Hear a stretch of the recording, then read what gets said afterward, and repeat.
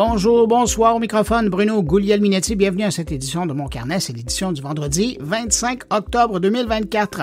On va parler de l'évolution et des changements dans l'industrie de la musique à quelques jours des événements de la disque avec le légendaire Mario Lefebvre. Tant qu'à parler de musique et d'innovation, on va revenir sur le spectacle d'ABBA qui est toujours à l'affiche à Londres. On va parler aussi de cybersécurité pour les PME et je vous propose une rencontre avec un journaliste de tech que j'apprécie beaucoup, Pépé Garcia. Sinon, mes collègues sont également présents. Il y a Catherine Dupont-Gagnon qui est là pour nous parler de sécurité de nos données lorsqu'on utilise l'IA. Thierry Weber nous parle des 70 ans du CERN. Stéphane Ricoul nous parle de l'IA au travail. Et puis Jean-François Poulain nous parle d'un mur interactif avec son invité. Et puis avant tout ça, on ira faire un tour à Paris pour rejoindre Jérôme Colombin et parler d'actualité. Alors voilà le programme de Mon Carnet cette semaine. Maintenant, permettez-moi de saluer 5 auditeurs de Mon Carnet. Salutations toutes particulières cette semaine à Patricia Robert, Louise Bourret, Martin Cardinal, Mustapha Ben Kalafat et Émilie Gertin.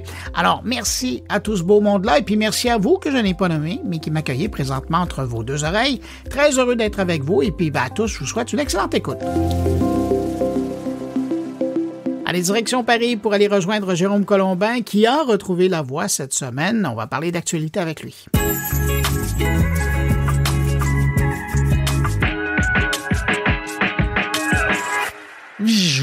Et voilà, on s'est téléporté à Montréal et à Paris. C'est le débrief transatlantique. Salut Bruno Guglielminetti. Hey, salut l'homme qui a retrouvé sa voix.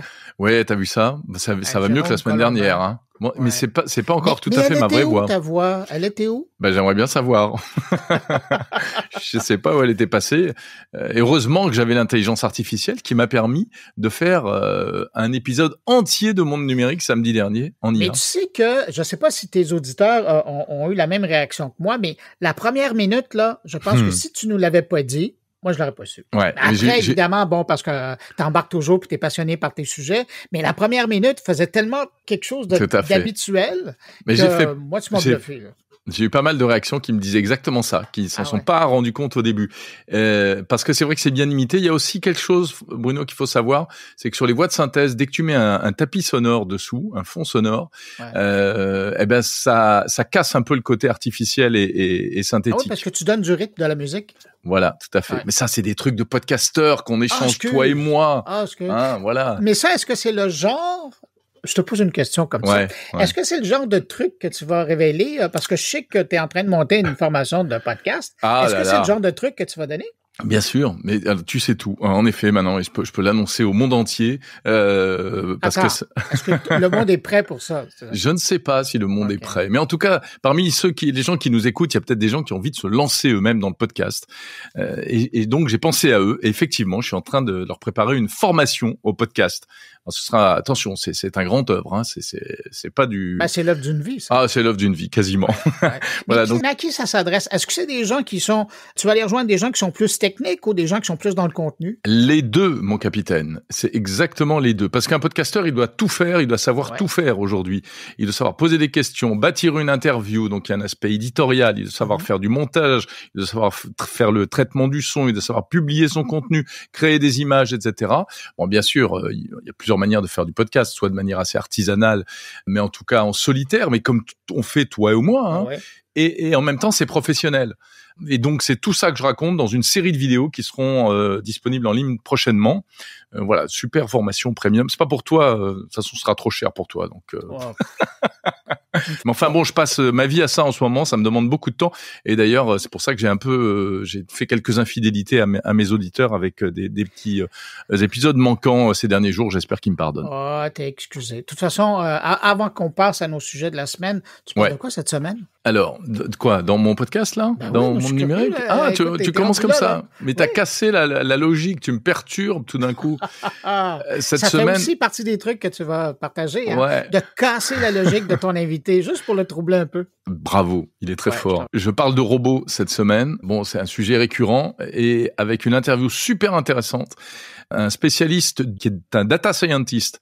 Donc, c'est l'aspect data, l'aspect IA. Scientifique des données, finalement. Voilà. Exact. Oui, en français. Ouais. Exactement. Au Québec, on dirait ça plutôt comme ça. Et il explique comment les robots, de plus en plus, vont apprendre à faire des choses comme l'intelligence artificielle apprend également de son côté, donc par mimétisme, etc. Et puis ça passe aussi par les lunettes connectées, enfin toutes ces choses-là.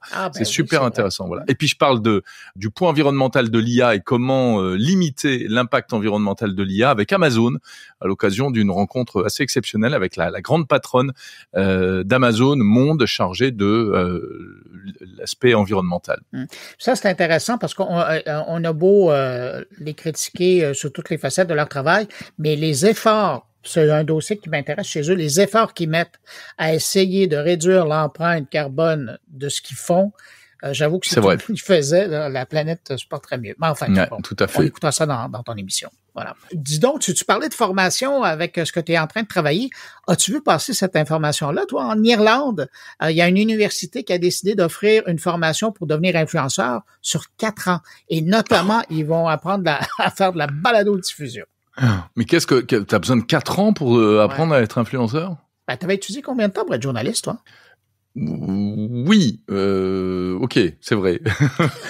C'est pas que les études, c'est pas seulement les études, c'est la pratique derrière surtout. Oui. Mais quand même, mais c'est intéressant de voir que il y a des gens, des professionnels qui vont devenir des professionnels influenceurs. De l'influence, c'est incroyable. Puis ils apprennent de tout, hein. C'est du marketing, c'est de l'entrepreneuriat, donc la gestion, et puis évidemment tout le côté éditorial du traitement de l'information. Ça va être intéressant. J'ai hâte de voir. Ça commence, donc il va falloir attendre 4 ans pour voir les finissants. Mais j'ai l'impression que mais c'est sûr que le métier d'influenceur, ça a pris une place incroyable, quoi. C'est une manière, on va dire, un petit peu plus agréable pour nous, consommateurs de réseaux sociaux, d'ingurgiter de la publicité. Mais en même temps, moi, je suis pas toujours fan de tout ce que je vois, hein, tu vois. Voilà, il y aura beaucoup de choses à dire. Bon, ça, c'est Pépère Jérôme qui parle. Ouais, exactement. Sinon, dans l'actualité, t'as vu l'IA Anthropic qui a décidé de permettre à une intelligence artificielle, donc à ses utilisateurs, de pouvoir contrôler leur ordinateur simplement par une requête. Alors ça, c'est assez incroyable, hein. Donc il faut vraiment expliquer de quoi il s'agit.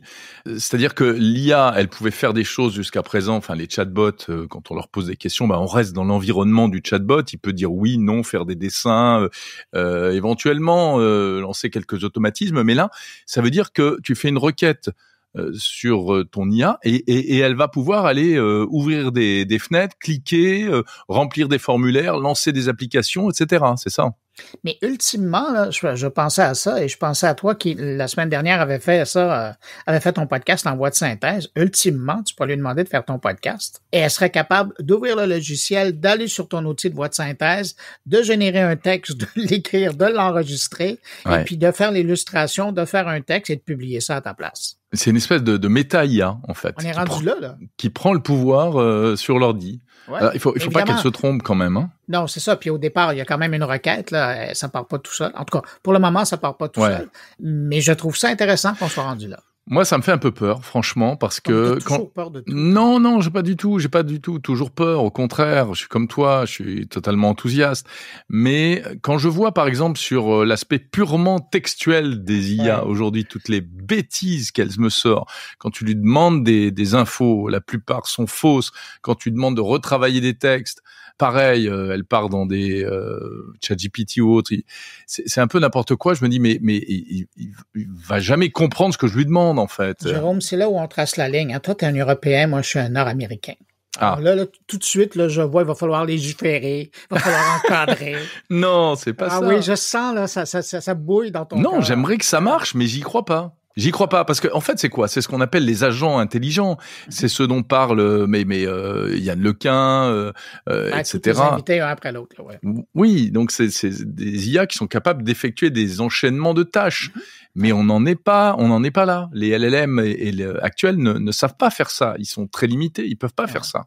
Mais c'est pour ça que j'ai des doutes.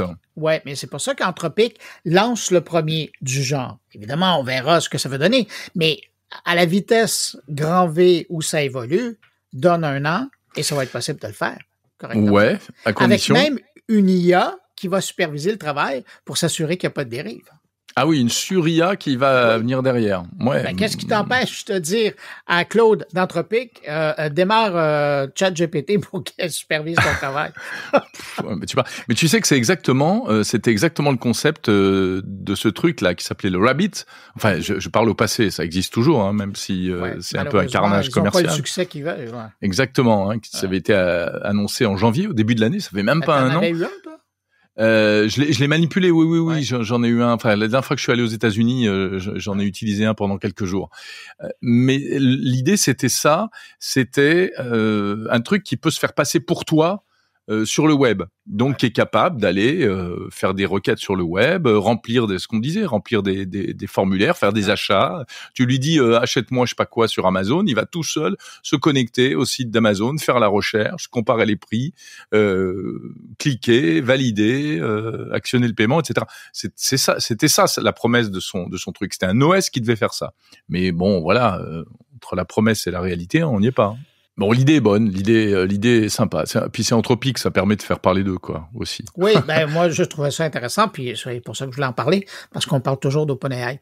Autre nouvelle que moi, je trouvais intéressante, puis je voulais t'entendre là-dessus, c'est cette étude qui a été publiée cette semaine et qui raconte que LG, donc les deux fabricants sud-coréens, LG et Samsung, maintenant dans leurs téléviseurs haut de gamme, des téléviseurs intelligents, ont installé un système qui permet, ils ont annoncé récemment tous les deux que maintenant ils diffusaient de la publicité sur leur écran, là, sur leur espace de télévision intelligente où ils nous offrent de la programmation des chaînes que normalement auxquelles on pourrait pas accéder par le service traditionnel. Mais donc, il y a des chercheurs qui ont creusé un petit peu plus puis ils se sont rendus compte que s'ils arrivaient à gérer ce parc de publicité, c'était parce qu'en même temps, ils avaient installé sur leur téléviseur un système qui en temps réel faisait la capture de ce que les gens regardaient sur leur écran.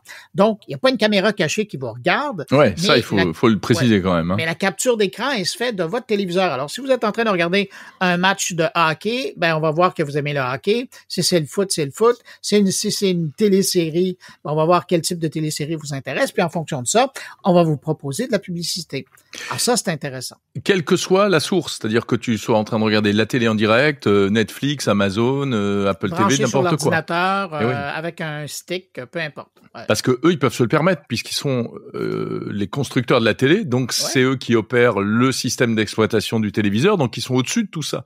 Ils ont la surcouche. Ils ont la main sur l'appareil. Ils ont la main sur l'appareil, donc effectivement, ils peuvent faire des screenshots au fil de l'eau comme ça. La bonne nouvelle, par exemple, et j'ai apprécié le fait que les chercheurs le mentionnent, c'est qu'il est possible maintenant d'aller dans les paramètres des téléviseurs et d'aller sous la confidentialité et de demander tout simplement de biffer là ou de sélectionner le petit bouton à côté pour annuler le suivi publicitaire. Et donc, par la suite... moi, j'ai pas trop envie qu'on sache que je regarde tous les vieux épisodes de Derrick et de Hélène et les garçons, quoi, parce que j'ai un peu honte. Ça te parle pas, toi, ces séries-là? Non. Non, ça te dit rien. C'est des séries françaises, enfin, une française, une allemande complètement ringarde.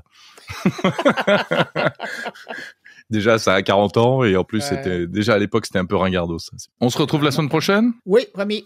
Eh bien, écoute, bonne semaine pleine de tech, comme je dis toujours à mes auditeurs, et donc je te le dis également à toi, Bruno. Ouais, puis moi, je te remercie d'être passé entre mes deux oreilles, et puis je te retrouve la semaine prochaine. Salut. Salut. Si vous désirez suivre l'actualité numérique au quotidien, vous devez vous abonner gratuitement au nouveau podcast 120 secondes de tech, animé par Bruno Guglielminetti. Dans chaque édition, un résumé de l'actualité numérique du jour en moins de 120 secondes.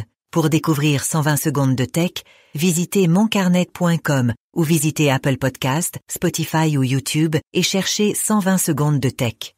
De retour à Mon Carnet. Cette semaine, je me fais un gros plaisir en invitant mon prochain invité pour parler de l'industrie de la musique ici, mais aussi celle d'ailleurs dans le monde. Pendant des années, il a été une figure incontournable du paysage culturel et médiatique canadien et même international avec certains artistes. Mario Lefebvre a une longue carrière de plus de 50 ans dans l'industrie de la musique. Mario a contribué au succès de nombreux artistes et a vécu en toute première place les grands changements, les grandes mutations dans le domaine du show business québécois. Il a côtoyé aussi les Rolling Stones, les Eagles, Genesis, Pink Floyd, et puis il a même travaillé au Québec avec, d'ailleurs aussi à l'étranger, avec des Céline Dion, Garou, Rock Voisine et même Harmonium. Alors, avec lui, on va parler évidemment de son parcours, mais surtout de l'évolution de la musique, comment il a vu ça, la gestion de l'artiste et des défis que cette industrie a dû surmonter à travers les décennies. Et je vous dirai, entre vous et moi, que j'apprécie vraiment le fait d'avoir Mario Lefebvre au micro cette semaine parce que il est en fin de vie avec un cancer incurable et il a tout de même trouvé du temps pour m'accorder cette entrevue-là. Alors, merci. Mais c'est le gentleman qu'il est, Mario Lefebvre. Et d'ailleurs, la disque va souligner sa carrière dans quelques jours. Alors voilà, on va le rejoindre immédiatement. Bonjour Mario Lefebvre. Bonjour Bruno. Mario, avant de commencer, j'aimerais savoir comment ça va aujourd'hui? Aujourd'hui, c'est une bonne journée. J'ai une journée pas pire. Je me lève le matin, je sais pas trop quel genre de journée que je vais avoir. Des bonnes journées, des moins bonnes. J'ai appris depuis plusieurs semaines, mois, à laisser la situation dicter quel genre de journée que je vais avoir. Donc, aujourd'hui, c'est une bonne journée. Habituellement, je vais payer le prix, moi, être scrap pour 2 jours, mais ça va à peine. Bon, on va en profiter pendant que ça va bien aujourd'hui. Exact. Mario, c'est 50 ans dans l'industrie musicale. Est-ce que, quand tu regardes ça, là, le petit regard en arrière, est-ce qu'il y a un moment dont tu es plus nostalgique, une période en particulier? Oui, c'est une bonne question parce que c'est, à mon avis, Bruno, c'est l'honneur de la guerre. La période nostalgique ou celle qui fait vibrer en moi des moments, c'est la période où tout fonctionnait de façon imbriquée un dans l'autre. Tout fonctionnait avec une espèce de plan pour que l'industrie fonctionne. Les radios suivaient, les médias suivaient, les spectacles et forcément tout l'aspect scène suivait. Les disquaires étaient de nos partenaires. Les grandes surfaces, les Walmart à l'époque des Woolco, les Miracle Mart de ce monde suivaient. Et ça créait ce qui faisait l'envie de tout le reste du pays, le star system québécois, que tout le monde enviait. Ça me manque beaucoup parce que je me disais pendant des années que si on voulait survivre en tant que tout petit grain de sable dans l'univers, la seule façon qu'on allait y arriver, qu'on allait survivre, c'était de tous ensemble aller dans la même direction. Depuis quelques années, sans vouloir, je suis pas du tout dans la critique de ce qui se passe. J'accepte tout ce qui se passe maintenant, mais avouons que c'est plus du tout la même conjoncture. On va revenir à aujourd'hui, mais je veux profiter de ta mémoire. Quand tu parles de cette période-là, c'est quoi? C'est les années 70, 80? Ouais. Moi, je dirais que les années d'or, là, c'est les années entre 77, 78 puis 98. Tu sais, là, c'est 20 ans-là là, où tout ce que tu fais a des chances de marcher. Pas tout fonctionne, mais tu as une chance légitime. Tu as toujours l'impression que si tu travailles bien, tu travailles fort, puis tu as un bon plan, tu vas probablement y arriver.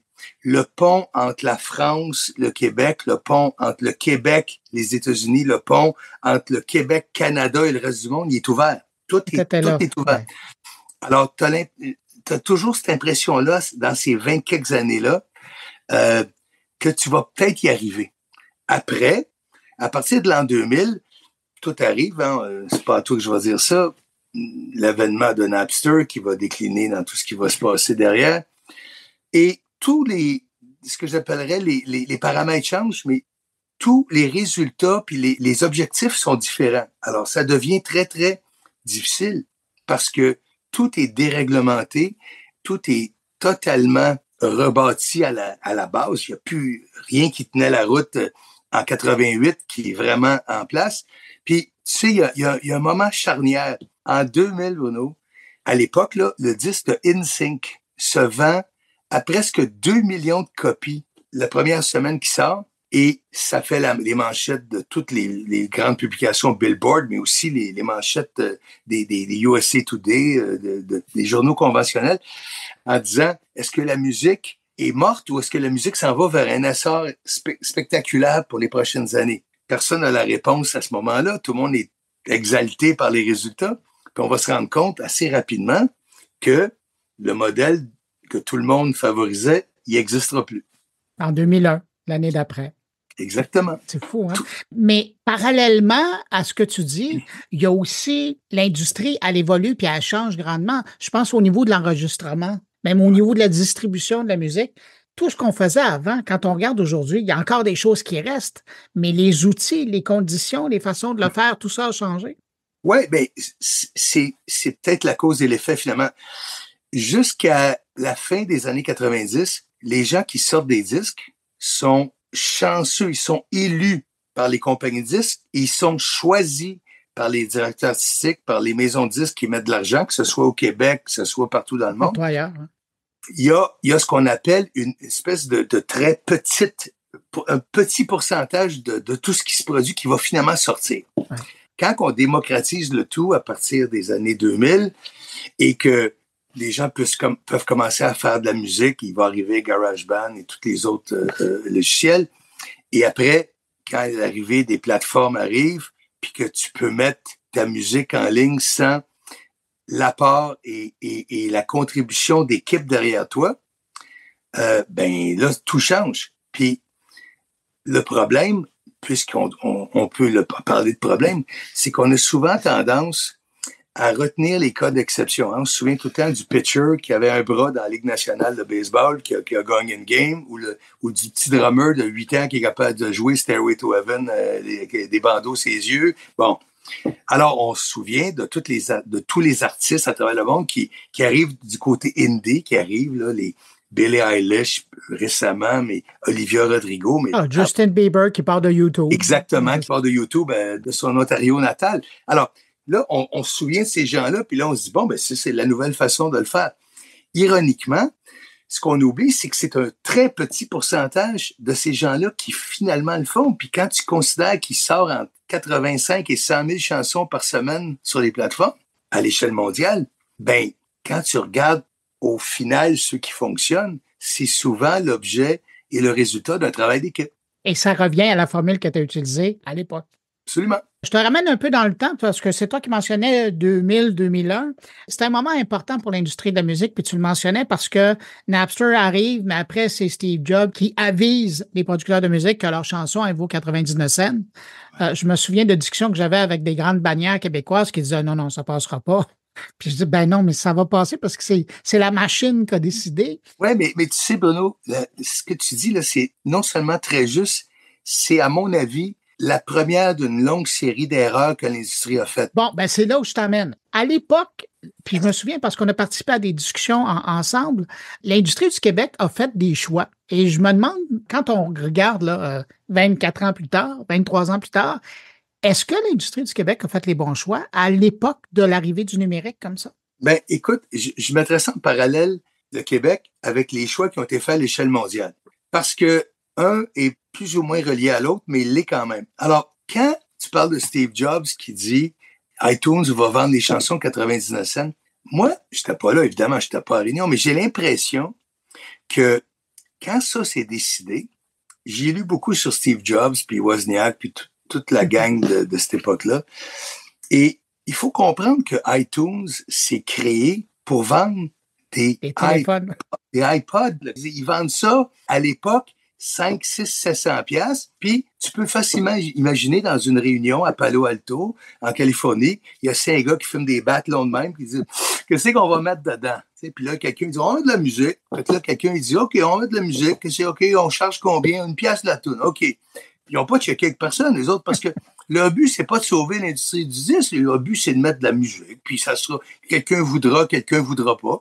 Et là, les majors, parce que je voulais faire le parallèle, les majors disent, ouais, on n'est pas sûr, mais tout le monde est un petit peu, j'ai envie d'appeler ça, sceptique sur ce qui va arriver vraiment. Fait quoi, OK, on va essayer, on va mettre une coupe de tunes. Il y en a même qui se vendent 49 cents à l'époque, souviens-toi. Et ça devient ce que ça devient, si bien que iTunes Store est le plus gros disquaire au monde rendu 7-8 ans plus tard. Parallèlement au Québec, le Québec, nous, on est réfractaires. À l'époque, on dit non, nous, on vend encore des albums, on sort pas de 45 tours. Si tu veux une chanson que t'aimes, il faut que tu achètes l'album au complet. L'album, il est en CD dans tous les magasins. Ce pari-là, qui existe principalement entre 92 puis 2002, là, ça, c'est le moment où je suis à la distribution Select. Ce parallèle-là, il est assez important parce qu'au Québec, cette forme-là va nous permettre non seulement de survivre, mais de créer une industrie extrêmement florissante. Donc, Est-ce que c'est une mauvaise décision? Je ne pense pas. Mais ce que ça fait, clairement, c'est que ça nous mobilise dans le modèle, puis ça nous empêche de peut-être suivre la parade qui va se passer partout ailleurs dans le monde. Et la transition va prendre pas mal plus de temps à s'en sortir. À l'époque, Bruno, on disait, puis c'est pas du tout négatif, on disait que le Québec était un peu en retard sur les vagues technologiques. Hein? Quand il y a eu l'avènement Betamax VHS, la seule place qui se vendait encore des Betamax, c'était au Québec. Moi, j'avais des amis qui avaient des clubs vidéo, ils commandaient des Betamax juste au Québec. Plus tard, quand il y a le DAT, toutes les nouvelles plateformes un peu plus... Ben, de toute évidence, ça pogne pas ici. Quand on introduit le CD va finir par être énorme au Québec, mais ça prend plus de temps qu'ailleurs. C'est vrai qu'on passe d'un album de vinyle à 5,99 à un CD à 24,99. C'est vrai. Mais est-ce que c'est le fait qu'il y avait une industrie qui était forte et qui florissait qu'on pouvait se permettre d'avoir ce retard-là? Non. Nous, je pense qu'il n'y a personne qui pensait que c'était un retard. Je pense que nous, on avait tous, en tout cas, moi je sais bien qu'en tant que patron de Select, ma position, c'était que on protégeait notre marché, on savait ce que les consommateurs voulaient, on savait que le Star System existait bien, il se nourrissait bien, tout le monde travaillait, gagnait sa vie, tout le monde les artistes faisaient de l'argent, tout se passait bien et c'était simplement un mécanisme de dire, regarde, nous, tu sais, les Anglais disent « Why fix it if it ain't broken ?» Ça marchait bien, donc bon. Mais évidemment, dans le reste du monde, c'est pas ça qui arrivait. Comment tu as vécu ça, le bouleversement du support physique qui, tranquillement, pas vite, disparaît pour passer en version numérique? Bien, on est toujours un petit peu en retard, puis c'est factuel. Je veux dire, il y a encore des gens qui achetaient des DVD dans Walmart l'année passée au Québec, alors qu'il n'y en avait plus. Il y en a encore chez Jean Coutu. Exactement. Et dans le reste du Canada, tu vas peut-être trouver un DVD, je sais pas moi, de peut-être un gros film, là. Peut-être le Spider-Man 27 ou 20. Bon. Mais autrement, ça se vend plus. Mais au Québec, on est toujours un petit peu en retard. Donc, c'est vrai que la bascule vers le numérique, certains l'ont vu, certains producteurs locaux. Mes amis, par exemple, d'Audiogramme puis de Bon Sound l'ont vu. Moi, à ce moment-là, je faisais un mandat pour Sony pour essayer d'amener les grosses maisons de disques canadiennes et québécoises dans ce qui était inévitable. Moi, je suis pas devin, j'ai pas ton expertise sur tout ce qui s'en vient, mais je savais que ça s'en venait. Et Audiogramme, Bon Sound ont été les premiers à lever la main, puis c'est ceux qui s'en tirent pas mal mieux que les autres présentement. Parallèlement à tout ça, il y a aussi le monde de la promotion qui a changé. Tu as connu l'époque où tu partais avec les albums sous le bras puis tu allais les porter aux animateurs de radio. Puis aujourd'hui, il s'agit d'un tweet ou une publication d'un artiste lui-même sans passer à travers toute la machine. Puis on part des histoires. Comment tu vois ça, ce changement-là? Écoute, j'ai une histoire formidable là-dessus. En 79, quand je travaille pour WA, Warner, la compagnie de Led Zeppelin, il y a un nouvel album qui sort qui s'appelle In Through the Outdoor, un album extraordinaire qui va être le dernier album qu'ils font. Il y a eu 3-4 éditions après, mais c'est l'album qui va jumeler la tournée quand John Bonham, le batteur, meurt quelques mois plus tard. Et moi, je suis le gars de promo de Warner. J'appelle à Chaume, j'appelle les stations pour dire demain matin, entre 9h et 9h30, je vous apporte le nouveau Led Zeppelin. Il n'y a pas de cellulaire, il y a rien. C'est moi, là, avec mon auto, je m'en vais les porter. Et je me souviens que j'arrive à Chaume, sur la rue Green, dans le vieil édifice. Et là, j'écoute Chaume en m'en allant. Puis j'entends les animateurs dire d'une minute à l'autre, Mario de Warner s'en vient nous porter le disque. Et là, j'arrive devant Chaume. Il y a 2 gars qui m'attendent dans la porte. J'ouvre ma fenêtre, je donne le disque. Je les entends monter l'escalier. Puis là, l'animateur dit « Voici le nouveau Led Zeppelin ». Ils partent là. Bon. Ça peut pas arriver dans la vraie vie. Jamais, jamais, jamais. Parce qu'on n'est plus du tout dans cette espèce de freeform radio. Puis bon, maintenant, effectivement, tout est géré de façon très habile avec tous les fuseaux horaires dans le monde. C'est une vraie job là, maintenant parce que tout sort en même temps. Ça sort à Bécomo puis ça sort à Sydney, Australie en même temps. Donc, c'est toute une nouvelle façon de faire le marketing. Mais j'avoue que les grandes maisons de disques, les 3 gros majors puis les 4-5 gros indépendants, ils sont très bons là-dedans. Ils sont capables de comprendre et de faire la job mieux que n'importe qui. Est-ce que tu trouves que c'est plus facile aujourd'hui de lancer un artiste? Bien, c'est plus facile et moins coûteux parce que tu n'as pas tout le travail de promotion physique partout, mais c'est plus, comment dirais-je, c'est plus difficile si tu manques ton coup de le réchapper parce que c'est un peu comme le box-office au cinéma. Maintenant, les films commencent le vendredi, puis le vendredi matin, tu lis sur les différents sites web, le film marchera pas, le film est pas bon, le film était génial. Fait que rendu à midi et quart, ton film, il est peut-être fini, puis il a même pas commencé à... C'est un peu le même cas que les disques. Je veux dire, ce qui vient de se passer avec Katy Perry, là, a sorti 2,45 tours, deux extraits. Ouais. Je fais mon âge, alors 45 tours, pour ceux qui écoutent, c'est une petite affaire de 7 pouces qui tournait sur une table tournante. Katy Perry sort 2 chansons. Le verdict, en 24 heures, c'est pas bon. Son comeback l'album n'est pas sorti. Là. L'album, il sort dans quelques semaines. Alors, l'instantanéité est à la fois très valorisante quand ça marche et extrêmement dommageable quand ça marche pas. Dans tout ce que tu as fait, tu as aussi été gérant d'artistes. Ouais. Quand tu regardes ça aujourd'hui, comment tu vois l'évolution? Parce que tu as travaillé avec des gérants d'artistes, mais après, tu es devenu gérant d'artistes. Ouais. Comment tu vois leur travail? Comment il a changé à travers le temps? Puis aujourd'hui, ce que c'est devenu? Écoute, moi, j'ai toujours eu une fascination pour les managers.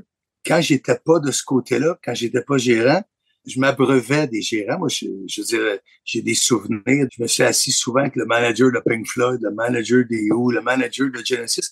Les gens allaient tous voir les artistes, ce qui est normal. Moi, j'allais voir le manager. Je m'assoyais avec Tony Smith de Genesis ou Steve Aoki de Pink Floyd. Moi, j'étais fasciné par cet univers-là. Et je le suis encore. D'ailleurs, c'est une des raisons pour laquelle je fais ce métier-là depuis longtemps en management. Mais ce que j'ai le goût de te dire, c'est que le métier de manager, c'est noble. Et pour moi, un manager peut faire toute la différence parce que c'est le grand capitaine. C'est lui qui conduit le bateau. Oui, les artistes sont primordiaux, puis sans eux, il n'y a rien qui arrive. Mais il faut qu'il y ait quelqu'un qui mène la barque. Alors moi, ce métier-là, il m'a toujours fasciné. Moi, j'étais fasciné, Bruno, par Brian Epstein. Tu comprends? Le gérant des Beatles. J'étais fasciné parce que lui, je le voyais, au-delà du fait que j'adorais les Beatles, je le voyais comme un bon. Alors que je voyais Alan Klein, qui s'occupait des Rolling Stones, comme un gros trou de cul. Moi, je n'étais pas un fan du colonel Parker. Mon associé, Angélil, le vénérait. J'ai déjà raconté une fois que dans son bureau à Las Vegas, René, il avait acheté la chaise du colonel. Et moi, je refusais de m'asseoir dedans. Moi, je restais debout. Je disais, non, moi, je m'assois pas dans la chaise du colonel. Puis là, René, il disait, ça n'a pas de bon sens. C'est le colonel. Non, je m'assois pas dedans. Moi, je trouvais que le colonel avait saboté la carrière d'Elvis. Ça, c'est mon opinion, puis je veux pas ouvrir un débat là-dessus, puis je veux pas que les fans d'Elvis t'écrivent, là. Mais moi, pour moi, Brian Epstein, c'était un gérant formidable. Encore là, il a vendu les droits de boîte à lunch des Beatles à une compagnie à Denver pour 49 piastres. Tu sais, fait que tout le monde fait des erreurs dans la vie. Sauf que moi, j'étais fasciné par ça. Puis quand la vague de gérants des années 70-80 sont arrivés, je me suis beaucoup abreuvé de leur knowledge. Je posais des questions. J'aimais beaucoup ça. Et quand est venu le temps pour moi de basculer à la fin des années 90 en management, j'ai été chanceux. Mon mentor, c'était René Angélil. Tu peux t'imaginer? Ça va pas trop mal quand tu veux apprendre. J'avais déjà une bonne formation, une bonne base, mais René m'a inculqué tout ce que j'avais besoin d'apprendre. Ça fait quand même pas loin de 30 ans que je fais ça. C'est drôle parce que tu parles de René Angélil. Évidemment, c'est Céline Dion, c'est Las Vegas, c'est les spectacles. Et quand on parle de spectacle aujourd'hui, on a l'impression que pour bien les artistes, c'est encore le seul moyen maintenant de vraiment générer des profits. Ça, puis le merchandising à côté. Mais ce qu'on est en train de voir dans le monde des technologies, de l'innovation du spectacle, c'est les spectacles en réalité augmentée. Ouais. Tu sais, je pense à ABBA à Londres. Comment tu vois ça? Il y a Kiss là, qui est en production. Là. Ouais. Comment tu vois ça, ce genre de spectacle-là? Écoute, je les ai pas vus en vrai, donc je n'ai pas vu ABBA malheureusement. J'ai pas vu. Il y en a quelques autres qui circulent ici et là, à travers l'Europe principalement. Moi, je pense qu'il n'y a rien qui remplace une vraie performance, mais bon, ça va être dur de faire performer ABBA, ils veulent plus travailler ensemble. Ça va être dur de faire performer Elvis, il est plus là. C'est clairement une façon de peut-être recréer des événements. Ceci dit, tu soulèves un point assez intéressant à l'effet que c'est la nouvelle façon pour beaucoup d'artistes de faire de l'argent. Il faut jamais perdre de vue que ça aussi, quand on dit le monde est égal, il n'est pas égal. C'est quand même 1% des artistes qui génèrent 99% de l'argent qui est généré dans les shows. Fait que oui, on parle de Taylor Swift, puis ça va bien, puis on parle de Dua Lipa, puis il y a 2 jours, il y avait Charlie XCX à Place Belle, puis c'était plein. Bon, formidable. Mais la vérité vraie, c'est que les artistes peuvent faire de l'argent. C'est indéniable, mais ils sont pas tous archi-millionnaires à cause des shows. Ça, c'est pas vrai. Et c'est encore plus problématique dans des petits territoires francophones comme le Québec puis la France. Mais là, tu vois, on parle de spectacles qui sont quand même à grand déploiement là, par des grands artistes, puis qui sont là. Puis parallèlement, avec la pandémie, on a vu arriver des spectacles virtuels, tu sais, dans les salons des gens, accessibles par ordinateur, alors que probablement un artiste n'aurait jamais passé à Natashquan. Mais là, des jeunes de Natashquan peuvent voir leur chanteur préféré accessible par l'Internet. Est-ce que ça, tu trouves que c'est quelque chose d'intéressant? Ben, écoute, je vais te poser la question à l'envers. Depuis que la pandémie est techniquement finie, y en a-tu beaucoup de shows virtuels? Il y en a pas. Parce que c'était un band-aid géant pour créer une espèce de manque, pour essayer de régler une situation qui, en fait, interpellait tout le monde. Mais il y en a pas, là, de show, nulle part de show virtuel. Puis le peu que les producteurs ont essayé de poursuivre, pour le moment, n'ont pas semblé fonctionner tant que ça. Il y a rien qui va battre une vraie performance, du vrai monde qui chante pour le vrai, devant des vrais publics, avec l'interaction.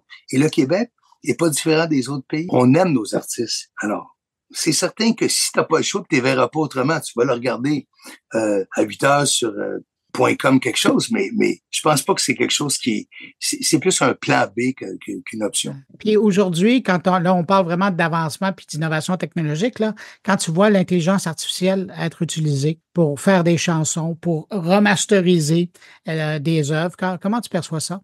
Cet été, j'ai fait 2 conférences avec des bureaux d'avocats où on parlait de IA, on parlait de tout ce que ça pouvait engendrer comme problème. Les juristes sont très préoccupés par ça. Hein. Ils sont extrêmement conscients que c'est une boîte de Pandore particulièrement inquiétante. On parle de fraude, là, les fraudes, les gens se font passer pour bon. Ça, c'est une problématique qui est malheureusement très réelle. Par rapport à toutes les nouvelles plateformes, les chats GPT de ce monde et toutes les autres plateformes qui pourront faire en sorte que tu écris une chanson, moi, ma position là-dessus, c'est il y a eu beaucoup de tentatives à travers le monde depuis 50 ans de créer de la musique par ordinateur. Il y a eu toutes sortes de compagnies, tu les connais aussi bien que moi, il y en a même qui étaient basées au Québec, que je nommerai pas, qui avaient des logiciels qui étaient supposés nous créer des hits impossibles à refuser, puis des surefire bets, comme disent les Anglais. On peut pas dire que ça a été concluant jusqu'à présent. Et on peut pas dire qu'il y a pour le moment, en tout cas, des cas précis là, de succès énormes qui ont été générés par ça. Ça va arriver éventuellement. Mais moi, je pense que toutes les nouvelles plateformes générées par l'IA vont être plus utiles j'appellerais ça des applications peut-être plus concrètes. Faire des traductions de films à travers le monde dans 57 langues avec les lèvres qui marchent comme faut. Ça va arriver, ça. Parce que quand Harrison Ford va parler en coréen, ben ses lèvres vont ça sera pas tu sais, le doublage, c'est une industrie formidable. Puis Dieu sait qu'on est au Québec gâté par la qualité des gens qui travaillent dans les différents studios de doublage. Mais c'est peut-être une chose qui va malheureusement incontournable. Éventuellement, ça va peut-être être le cas. Ça va peut-être s'appliquer. Tu parles des hologrammes puis de toutes les nouvelles technologies. Il va évidemment arriver toutes sortes de pairing. Il va peut-être avoir Taylor Swift qui chante avec John Lennon. Tu comprends? Ça, c'est tout possible. Mais il faudra être très prudent pour les droits d'auteur, pour les droits tout subséquents, copie privée, tous les droits qui sont en place partout à travers le monde. Parce que malheureusement, qui dit technologie, je suis pas à bonne place pour dire ça, mais je dis pareil, dit danger parfois. Mais c'est important d'être critique par rapport à ça. Non, Mario, tu parlais de ta fascination pour les gérants d'artistes. Tu as travaillé avec des grands gérants d'artistes, tu en as été un, puis aujourd'hui, tu as décidé de participer à une série qui a été produite par la Disque, justement pour parler du travail de gérant d'artistes. Qu'est-ce que tu veux faire par ce témoignage-là? Merci de me donner l'occasion d'en parler. Une des choses que j'ai demandé lorsqu'on s'est mis à parler de ce projet-là avec mes amis de la Disque, c'était, moi, je crois beaucoup à la transmission de sagesse, à la passation de knowledge, de savoir.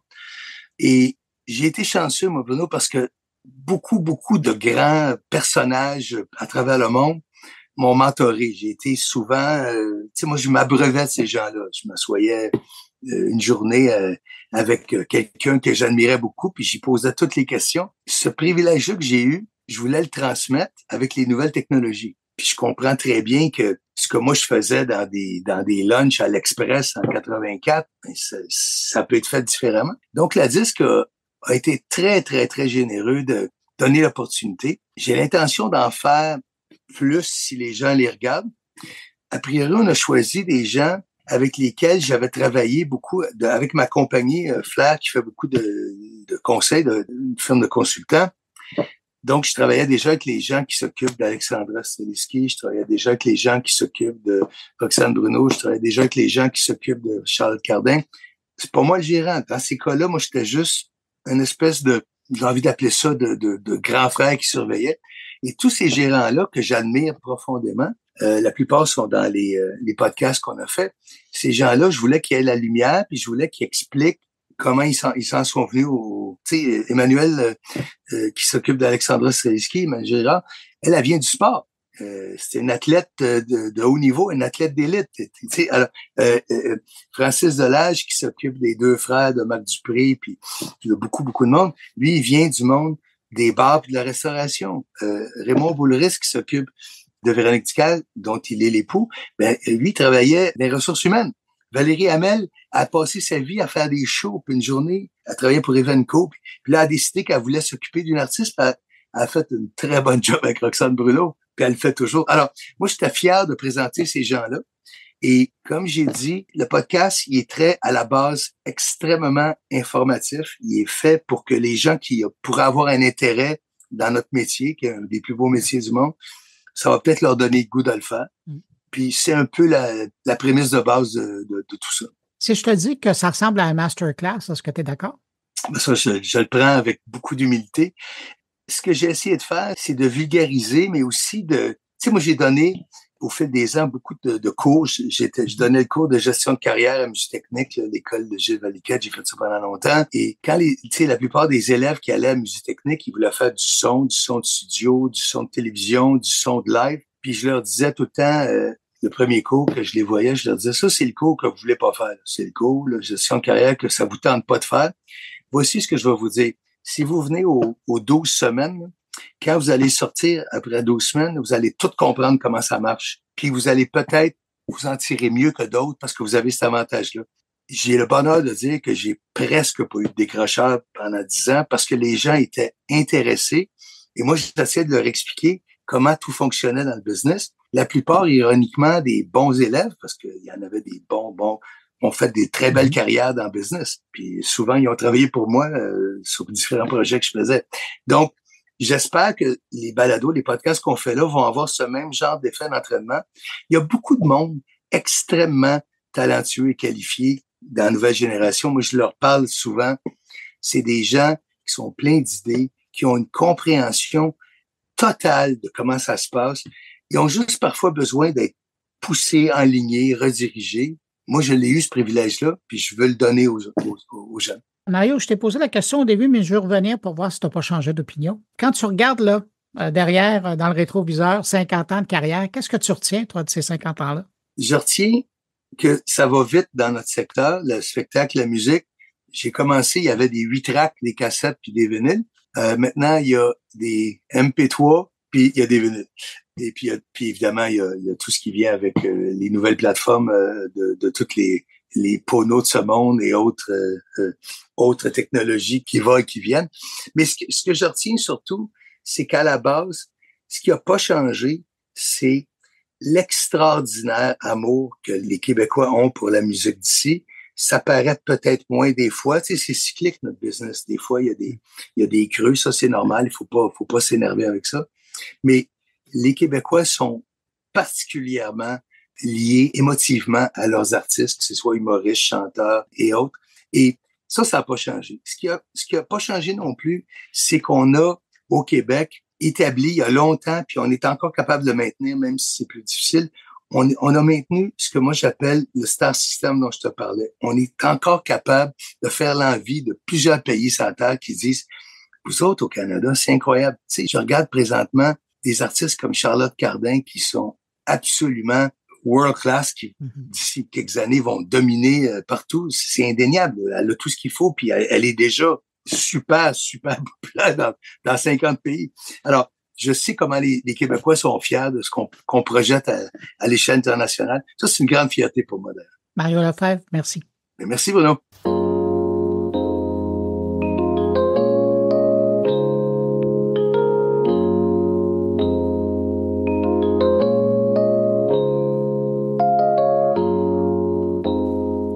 Restons dans le monde du spectacle alors que l'expérience immersive du groupe ABBA attire toujours des foules. On dit qu'officiellement, il tiendra la fête jusqu'en mai 25 et entre les branches, on entend même que ça pourrait bien se poursuivre jusqu'en 2026. On parle d'une expérience unique où les membres du groupe prennent vie sur scène grâce à des hologrammes ultra réalistes et des effets numériques à couper le souffle. On va revenir sur cette expérience avec quelqu'un qui revient tout juste de Londres où il a vécu l'expérience de ABBA Voyage. Et pour l'anecdote, c'est assez amusant parce que pendant des dizaines d'années, c'est moi qui répondais à ces questions à Radio-Canada Vancouver. Ben là, on tourne la table de côté et c'est lui qui va répondre au bien. Bonjour Pierre-Philippe Bibeau. Salut. Pierre-Philippe, donc de retour d'un grand voyage qui t'a mené à Londres où tu as été voir, comme je le disais, le fameux spectacle holographique d'ABBA, ABBA Voyage. Quand tu es sorti de là, qu'est-ce qui t'est venu en tête? Ben, écoute, à la sortie, j'étais vraiment observateur. Je regardais le public, je regardais les gens, je regardais l'enthousiasme des gens. J'analysais, je faisais mon journaliste en moi était bien observateur. Puis les gens dépensaient, achetaient des manteaux, c'était important pendant le spectacle, mais après aussi, ça se garochait dans les commerces. Ça fait que c'était la même chose que quand je suis allé voir Madonna à Vancouver ou Coldplay à Los Angeles. C'était le même enthousiasme. C'est comme s'il était là. C'est ça qui est ahurissant. Ben c'est ça. C'est exactement là où je voulais t'amener. Quand tu as été voir le spectacle, tu l'as vu, tu étais là, puis quand tu ressors, as-tu l'impression d'avoir passé un moment avec le groupe original? Oui. Honnêtement, oui. Il y a des bémols. Tu sais, tout n'était pas parfait.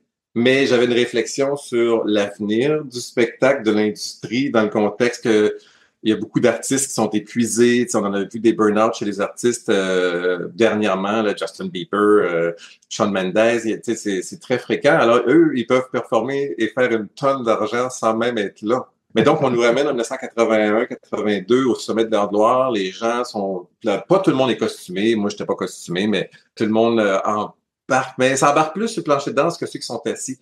Mais l'idée, oui, parce que tout le plancher devant la scène, c'est un plancher de danse et après, il y a des gradins. Là. Voilà. Puis dans les gradins, je remarquais que les gens embarquaient moins, restaient plus assis. Puis donc, quand tu es en bas, le spectacle commence, puis là, ça lève, puis tu vois la lumière qui est projetée par en arrière, puis tu vois leur ombre se poursuivre sur la scène. Parce qu'il y a une vraie scène devant les avatars, puis il y a un vrai band aussi à gauche qui ajoute à la réalité de la chose. Ouais. Il y en a des fois en avant. Mais donc, quand tu les vois arriver, là, puis je t'en parle, j'en ai encore de l'émotion, là, c'est comme d'y être, mais alors qu'ils étaient jeunes, tu sais, mais c'est comme, j'en avais des frissons, j'étais ému. J'avais du mal à chanter tellement, j'en revenais pas. J'arrêtais pas de pas revenir de la technologie, de l'effet, de ce que ça représentait, de ce que ça procurait comme émotion chez moi. Tu sais, comme j'ai vu Paul McCartney à Vancouver, puis juste de savoir qu'il était dans le building, ça faisait quelque chose. Mais là, il était même pas là, puis ça faisait quand même quelque chose. Tu sais, c'est ça. L'illusion est parfaite. Oui, vraiment. Là où ça se gâte un peu, c'est si tu regardes les écrans géants, parce que d'immenses écrans, 4K, 8K, à gauche, à droite, ouais. Et là, on voit que ce sont des avatars. Donc, moi, je me concentrais sur ce qu'on voyait sur la scène. C'était quelque chose. J'ai pas pu m'empêcher, moi aussi, d'acheter des gus en sortant, d'avoir un souvenir de ça. Puis la réflexion continue, c'est à savoir que pas ce que j'ai vu, mais est-ce que c'est l'avenir? Dans quelle mesure c'est l'avenir? Ouais. Mais Pierre-Philippe, je reviens sur l'expérience. Tout à l'heure, tu décrivais leur arrivée. On voit 4 ombres arriver. Dans les faits, ce qu'on voit sur la scène, est-ce que ce sont des gens qui prêtent leur physique ou est-ce que c'est vraiment que des hologrammes qui sont sur la scène? Que des hologrammes qui ont été conçus avec les artistes originaux. Oui. Donc, les 4 membres d'ABBA ont participé, se sont regroupés, je pense, pour la première fois depuis des décennies pour travailler ensemble. Donc, c'est eux qui ont participé à la conception, au mouvement, puis tout ça. Mais donc, quand on les voit, ce n'est que holographique. Ils interagissent avec la scène, ils laissent des moments, ils ont calculé ça. Ça fit, puis les gens embarquent quand il faut qu'il y ait un applaudissement pour le reste du temps. Ils font un changement de costume, c'était pas nécessaire. Tu sais, des choses pour... Puis à la fin, il y a un rappel, bien sûr, ils ont fait ça quand même. Ils reviennent avec The Winner Takes It All. Il y avait comme pas le choix de finir avec ça. C'est assez monumental. Puis ils repartent et ils reviennent en avatar toujours, mais en eux aujourd'hui. Donc, ça ajoute encore à l'expérience. Mais en tout cas, c'est assez bien conçu. Il y a un marché pour ça. On pourrait facilement voir les Beatles, voir Elvis performer avec un band live, puis croire Frank Sinatra, puis croire totalement. Là. Et même, comme je disais tantôt, les artistes d'aujourd'hui, parce que c'est une façon d'offrir une expérience qui dépasse celle du cinéma. Parce que Taylor Swift a fait quand même beaucoup d'argent avec son film, mais ça pourrait être amené à un autre niveau. Ça prend un amphithéâtre. Ben là, ils ont construit un amphithéâtre spécifique, mais est-ce que la technologie s'installe n'importe où? Je sais pas, mais ils peuvent en construire un à Vegas, puis faire revivre les Frat Pack, puis tout ça. Je vois très bien ça. Il y a un avenir pour ça, là. J'ai parlé au Placier, puis il s'est plaint à tous les soirs. Ils font pas tous les soirs, étonnamment. Ils sont trop épuisés, les avatars, je sais pas. Pour charger les batteries. Ouais, c'est ça. Mais justement, Pierre-Philippe, parce que dans ta longue carrière, tu en as vu des spectacles avec des vrais artistes qui étaient vraiment sur la scène. Comment tu le ressentis comme spectateur au niveau de l'émotion? Quand tu as l'artiste virtuellement ou pas virtuellement, là, est-ce que c'est comparable, là, ce que tu as ressenti comme spectateur? Est-ce que la technologie arrive à recréer ça? Non, c'est pas la même chose. C'est pas la même chose d'avoir Coldplay ou d'avoir Paul McCartney en avant de toi. Mais c'est pas loin. Tu sais, c'est autre chose. C'est comme aller voir U2 en IMAX ou maintenant dans la Super Bowl à Vegas. Ou les Rolling Stones à l'époque. Ouais. Une expérience technologique. Pour un fan de technologie, là, je vais redire ce que j'ai dit tantôt, j'arrêtais pas de pas en revenir. Tu sais, c'est wow, c'est hallucinant, là, tu sais, c'est tellement bien fait, puis c'est le premier. Qu'est-ce que ça va être dans 5 ans, dans 10 ans? Là? Mais on jase, ce même spectacle-là adapté au Apple Vision Pro, est-ce que ce serait le même sentiment virtuel que tu aurais? Ou d'être dans la place et avoir une communion avec des milliers de personnes, ça ajoute? Ça ajoute beaucoup. Que d'être seul dans son salon, c'est sûr que ces casques-là de réalité virtuelle, de réalité augmentée, ça procure toutes des sensations. Tu sais, je veux dire, tu vas sur le bord d'une falaise, t'as le vertige, tout ça, là, c'est comme y être. Mais la foule ajoute, bien sûr, tu sais, parce que les voisins, tout le monde, on t'embarque tout le temps que moi, tu sais, le même feeling que moi, tu sais, puis les gens chantent, puis t'entends tu sais, c'est vraiment... Ouais. C'est vraiment une expérience solitaire. T'aurais l'air un peu fou si tu faisais ça en public avec ton casque parce que t'embarquerais pas mal, je suis certain. Donc oui, l'effet devrait être pas mal similaire pour ce qui est de visuellement, hein, parce qu'on te le met, mais t'as pas tout ce qui vient à côté. Là. Parce qu'il y a vraiment une communion. Là. T'es avec les fans de la personne que tu admires, peu importe quel est le spectacle que tu vas voir. Donc ça ajoute à l'expérience virtuelle d'avoir une foule. C'est un plus par rapport à personne solitaire ou avec un petit groupe de personnes que tout le monde a un casque. Là, tu sais, c'est à ce chapitre-là, j'irais pour aller vivre l'expérience quand même, mais je m'empêcherais pas de vivre en virtuel pour voir. Tu sais, c'est comme, tu sais, comment est-ce qu'on est là. Tu sais, je veux dire, moi, je suis ouvert à tout, puis je vais le prendre pour ce que c'est. Je savais très bien qu'il était pas là, mais je savais très bien que c'est une chance unique de voir ça. Puis ça tire à sa fin, tu sais, là, ce spectacle-là. Puis je sais qu'ils vont faire autre chose après. Là. On sait pas encore quoi, mais il va y avoir de quoi. Dans celui-ci, les artistes originaux étaient impliqués, ils le pouvaient, ils sont encore en vie, mais dans le cas de personnes, ils vont trouver des gens qui leur ressemblent physiquement ou qui peuvent danser un peu comme eux. Puis, ce sera jamais exactement pareil, tu sais, mais c'est tellement proche. Tellement, surtout quand on se laisse aller. Il faut avoir la jeunesse, l'innocence de se laisser aller des fois dans quelque chose, tu sais, puis tu oublies qu'ils sont pas là, tu t'embarques, mais parce qu'il y a plein de monde qui embarque avec toi, ça rend ça plus facile, peut-être? La foule. Oui, la foule rend l'expérience plus immersive.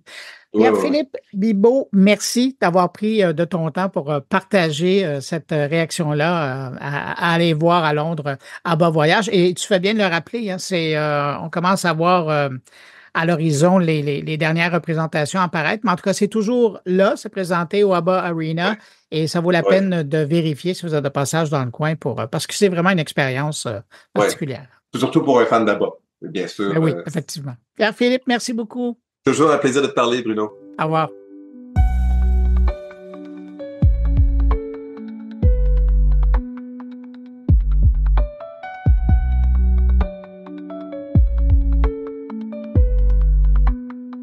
On va maintenant parler de cybersécurité et de PME. Vient de paraître un nouvel ouvrage intitulé « conçu pour être sécure. Et il est signé par René-Sylvain Bédard. René-Sylvain Bédard, c'est le fondateur aussi de la société Indominus.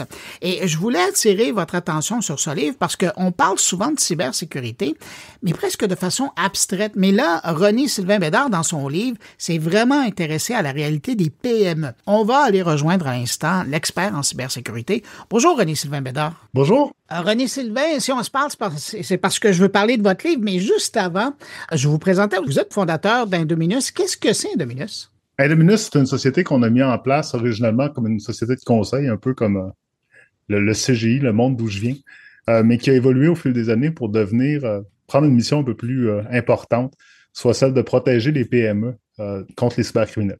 Donc, on est vraiment venu atteler une vision à ça, d'où on allait participer directement à l'éradication de la cybercriminalité dans la prochaine décennie. Et puis c'est dans ce contexte-là que vous avez décidé d'écrire ce livre-là? Exactement. Donc, au fur et à mesure que l'entreprise évoluait, on s'est retrouvé dans une situation où on a vu des entrepreneurs qui se faisaient 5, 10, 20 ans qui construisaient leur entreprise et du jour au lendemain, on les trouvait en petite boule dans le coin de leur bureau en train de pleurer parce que tout avait arrêté. Et on a très rapidement fait le lien entre la cybercriminalité et les intimidateurs du secondaire. Wow. Vraiment, donc c'est vraiment d'arriver à dire tu as quelque chose que je veux, dans le cas des cybercriminels, habituellement c'est de l'argent. Donc je vais utiliser mon pouvoir, je vais utiliser ce que moi je connais de la techno puis que toi tu connais pas, puis je vais te taper jusqu'à ce que tu me payes. Donc nous on a décidé que ça n'avait pas d'allure, ça n'avait pas sa place dans notre société. Puis on a dit nous autres, si on en a du pouvoir techno, on connaît nos plateformes, on va défendre. Fait qu'on a décidé de devenir des cyberdéfenseurs. Le titre, je le disais quand je vous présentais, le titre, c'est conçu pour être sécure. Sécure, ça a plusieurs sens dans ce titre-là. Vous parlez de la méthode sécure. Qu'est-ce que c'est exactement? La méthode sécure, c'est vraiment une méthode qu'on a conçue pour qu'un propriétaire d'entreprise, un propriétaire de PME, ait un chemin défini pour pouvoir construire son propre plan de cybersécurité, même si c'est un plan très de base, très haut niveau, mais surtout qu'il y ait tout le lingo, qu'il y ait tout le langage pour comprendre, puis quand il parle avec des intervenants, de savoir de quoi il parle. Secure, c'est pour sonder, éduquer, construire, unifier, réviser et ensuite évoluer. Ça, c'est vos 6 étapes stratégiques, ça. Exactement. Et c'est un cycle qui tourne. Donc, vraiment, au fur et à mesure que le plan évolue, on va revenir, on va ressonder le terrain, on va ressonder s'il y a des nouvelles technologies qui ont été incorporées, pour voir s'il y a des nouveaux risques. Et on va éduquer notre staff, on va éduquer notre équipe de gestion, et jusqu'à le faire évoluer la prochaine instance. Dans votre livre, c'est intéressant parce que vous attirez l'attention sur le fait qu'il y a des entrepreneurs qui se croient trop petits pour être attaqués. Tout à fait. C'est un des mythes que je déboulonne avec le livre. Et ce que les gens semblent avoir de la misère à comprendre, c'est vraiment qu'est-ce que les cybercriminels cherchent.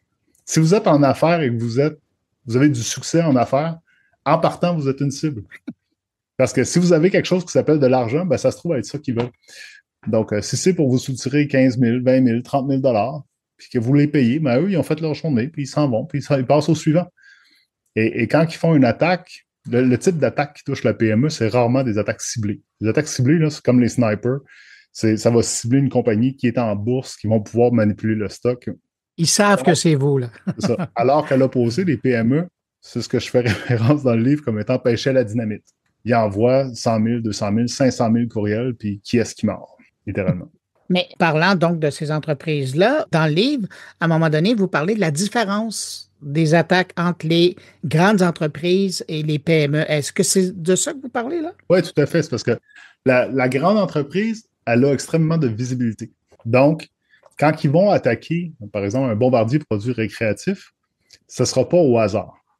Donc, à l'avance, ils vont avoir acheté des actions, puis ils vont avoir dire, telle journée, cette action-là va tomber. Telle journée, il va y avoir un événement négatif qui va faire que le stock va tomber, etc., etc. Il y a de la planification à l'avance, il y a même de l'étude de fait. J'ai été mis au courant dernièrement d'une attaque qui a été faite en Asie, où ils ont carrément utilisé l'IA pour venir faire de l'impersonnification vidéo et audio du CFO, et ils ont soutiré 25 millions de $. C'est une fraude qui est vieille comme le monde. C'est man in the middle, ils se mettent en place, ils interceptent les courriels, ils voient qu'il y a des transactions qui s'en viennent. Oups, ils se font passer pour un avocat, ils retirent les fonds. Monsieur Cocktail, ici au Québec, avait vécu la même chose, à moindre échelle.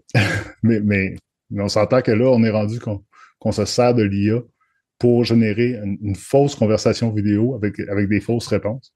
C'est déjà plus complexe. Comment les entreprises peuvent établir une culture de cybersécurité avec leur équipe? Ben, la première chose, c'est qu'il faut que le propriétaire en soit responsable.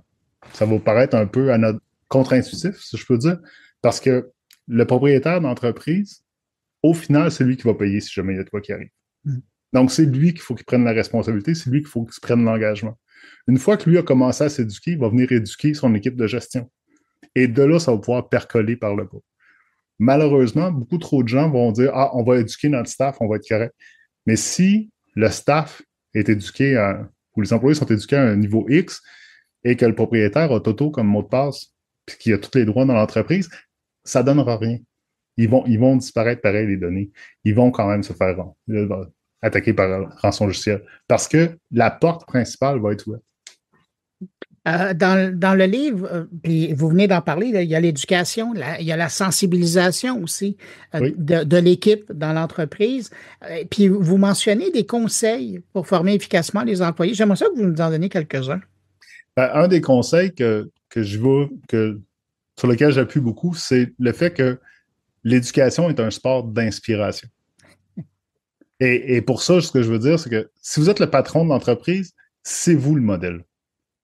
Si pour vous, la sécurité, c'est quelque chose que vous prenez puis vous donnez aux juniors dans le coin, c'est ça l'importance que vous établissez dans la sécurité dans votre entreprise.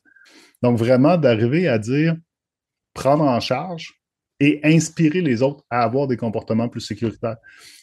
Il faut arriver au point où, quand vous allez faire la revue annuelle de vos employés, est-ce que la formation de sécurité a été faite? Est-ce qu'il a bien et bien signé son entente comme de quoi qu'il sait comment utiliser le matériel TI de l'entreprise? Et donc, de venir intégrer ça, mais à tous les niveaux. Donc, on part du propriétaire, ensuite son équipe de gestion, ensuite les employés. Donc, ça fasse partie de la culture de l'entreprise. Tout à fait. Ouais. Il y a le défi aussi, puis vous l'abordez dans votre livre, le défi de la mise à jour de l'information, des outils par rapport à la cybersécurité. Comment vous conseillez les PME d'aborder ça? J'ai un concept d'architecture qui m'est venu après des années que j'appelle « less is more ». Donc, moins, c'est mieux. Et ce que je dis, dans le fond, c'est de réduire la complexité. Parce que trop souvent, on pense qu'en complexifiant, on va rendre plus sécuritaire, puis c'est l'inverse qui arrive. Donc, quand on est dans un mode où on a, par exemple, 50 plateformes à maintenir, bien, si vous avez une équipe de 10, ils vont chacun en connaître à peu près 3%. C'est plus compliqué à sécuriser. C'est pratiquement impossible de normaliser les journaux pour savoir qu'est-ce qui se passe dans chacune des plateformes. Alors que maintenant, si vous prenez, je suis un gars Microsoft, vous m'excuserez, je vais prendre Microsoft comme exemple, mais si vous prenez Microsoft, ben, vous avez accès à des outils pour défendre l'identité, pour défendre les appareils, pour défendre les serveurs, pour s'assurer de collecter tout ça dans un centre de surveillance qui fait du sens et ensuite avoir une vue complète sur ce qui se passe. Plus que vous laissez de coins sombres puis de blind spots dans votre environnement, plus qu'il y a de place où les cybercriminels peuvent se cacher. Bien, justement, vous en voyez beaucoup de plans de cybersécurité de PME. C'est quoi les erreurs les plus courantes que vous y voyez? Pensez qu'un antivirus, c'est une solution de sécurité complète. Ça, c'est la chose la plus... Et l'autre chose que je vois qui est hyper courant aussi, puis il ne faut pas le banaliser, mais on n'a pas d'argent pour ça. Je comprends que les temps sont difficiles, je comprends que les budgets sont durs pour tout le monde, mais on se retrouve dans une situation où si jamais un cybercriminel s'installe dans vos locaux et décide d'étudier votre compagnie pendant 3-4 mois et qu'il voit que vous avez 100 000 $ à la banque, il va vous dire, si vous voulez rester en vie, ça vous en coûte 80. Donc, est-ce que ça aurait valu de prendre 10 000, 12 000 avant, de dire, OK, on va activer les licences, on va s'assurer qu'ils sont bien configurés, on va s'assurer de mettre quelqu'un là-dessus pour surveiller. Il y a des services comme le nôtre. Nous, on a un service géré qui surveille, par exemple, les appareils pour l'instant. Je veux dire, du 7-24, ça commence à 10 $ par appareil. Là. Il n'y a pas de raison pour qu'une compagnie de 50 personnes ne puisse pas investir 500 $ par mois pour surveiller ses appareils. Une fois qu'on a un plan de cybersécurité en place, faut-il encore le tester à l'occasion? Tout à fait. Au moins annuellement, et habituellement 2 fois par année. Ouais. Qu'est-ce que vous donnez comme conseil par rapport à l'approche de l'évaluation du niveau de cybersécurité comme ça? Donc, au sein de la portion révision de la méthode, on parle ici d'avoir des équipes différentes, 3 ou 4 équipes en rotation qui vont venir tester la muraille, s'assurer que que ça tient. Pourquoi 3 ou 4? Parce que la deuxième équipe va trouver des choses que la première n'aura jamais trouvées. Nous, on est rentrés, entre autres, dans une société de jeux de Montréal, et je me souviens que mon expert en test d'intrusion est rentré et a dit, en passant, c'est parce que toutes vos UPS sur lesquels vos racks de serveurs sont, ils ont tous le mot de passe par défaut. Mais on était les 6e ou les 7e à passer.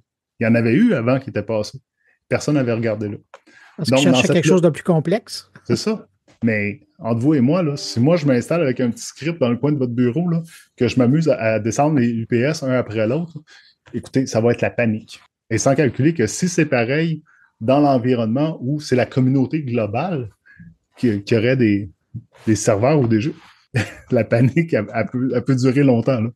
Donc, c'est vraiment d'avoir différentes personnes qui vont avoir différents points de vue, qui vont regarder votre environnement différemment pour s'assurer qu'à chaque fois, vous avez une vue plus ou moins complète de ce qui existe comme risque, mais surtout, après ça, que vous avez un registre. Vous savez c'est quoi les risques, vous les travaillez un par un. Ceux que vous décidez d'ignorer, ils sont notés. Il y a quelqu'un qui a signé à côté. On est certain que si jamais, dans 1 an, tel risque est exploité et qui a été accepté, ben, il a été accepté. Il n'y a pas personne qui se fait taper sur les doigts. Il y a eu quelqu'un qui a fait ce choix-là. Oui, exactement. Ouais. Vous parlez de vue, j'aimerais ça profiter de notre conversation pour vous demander de regarder en avant, et vraiment en avant. Là.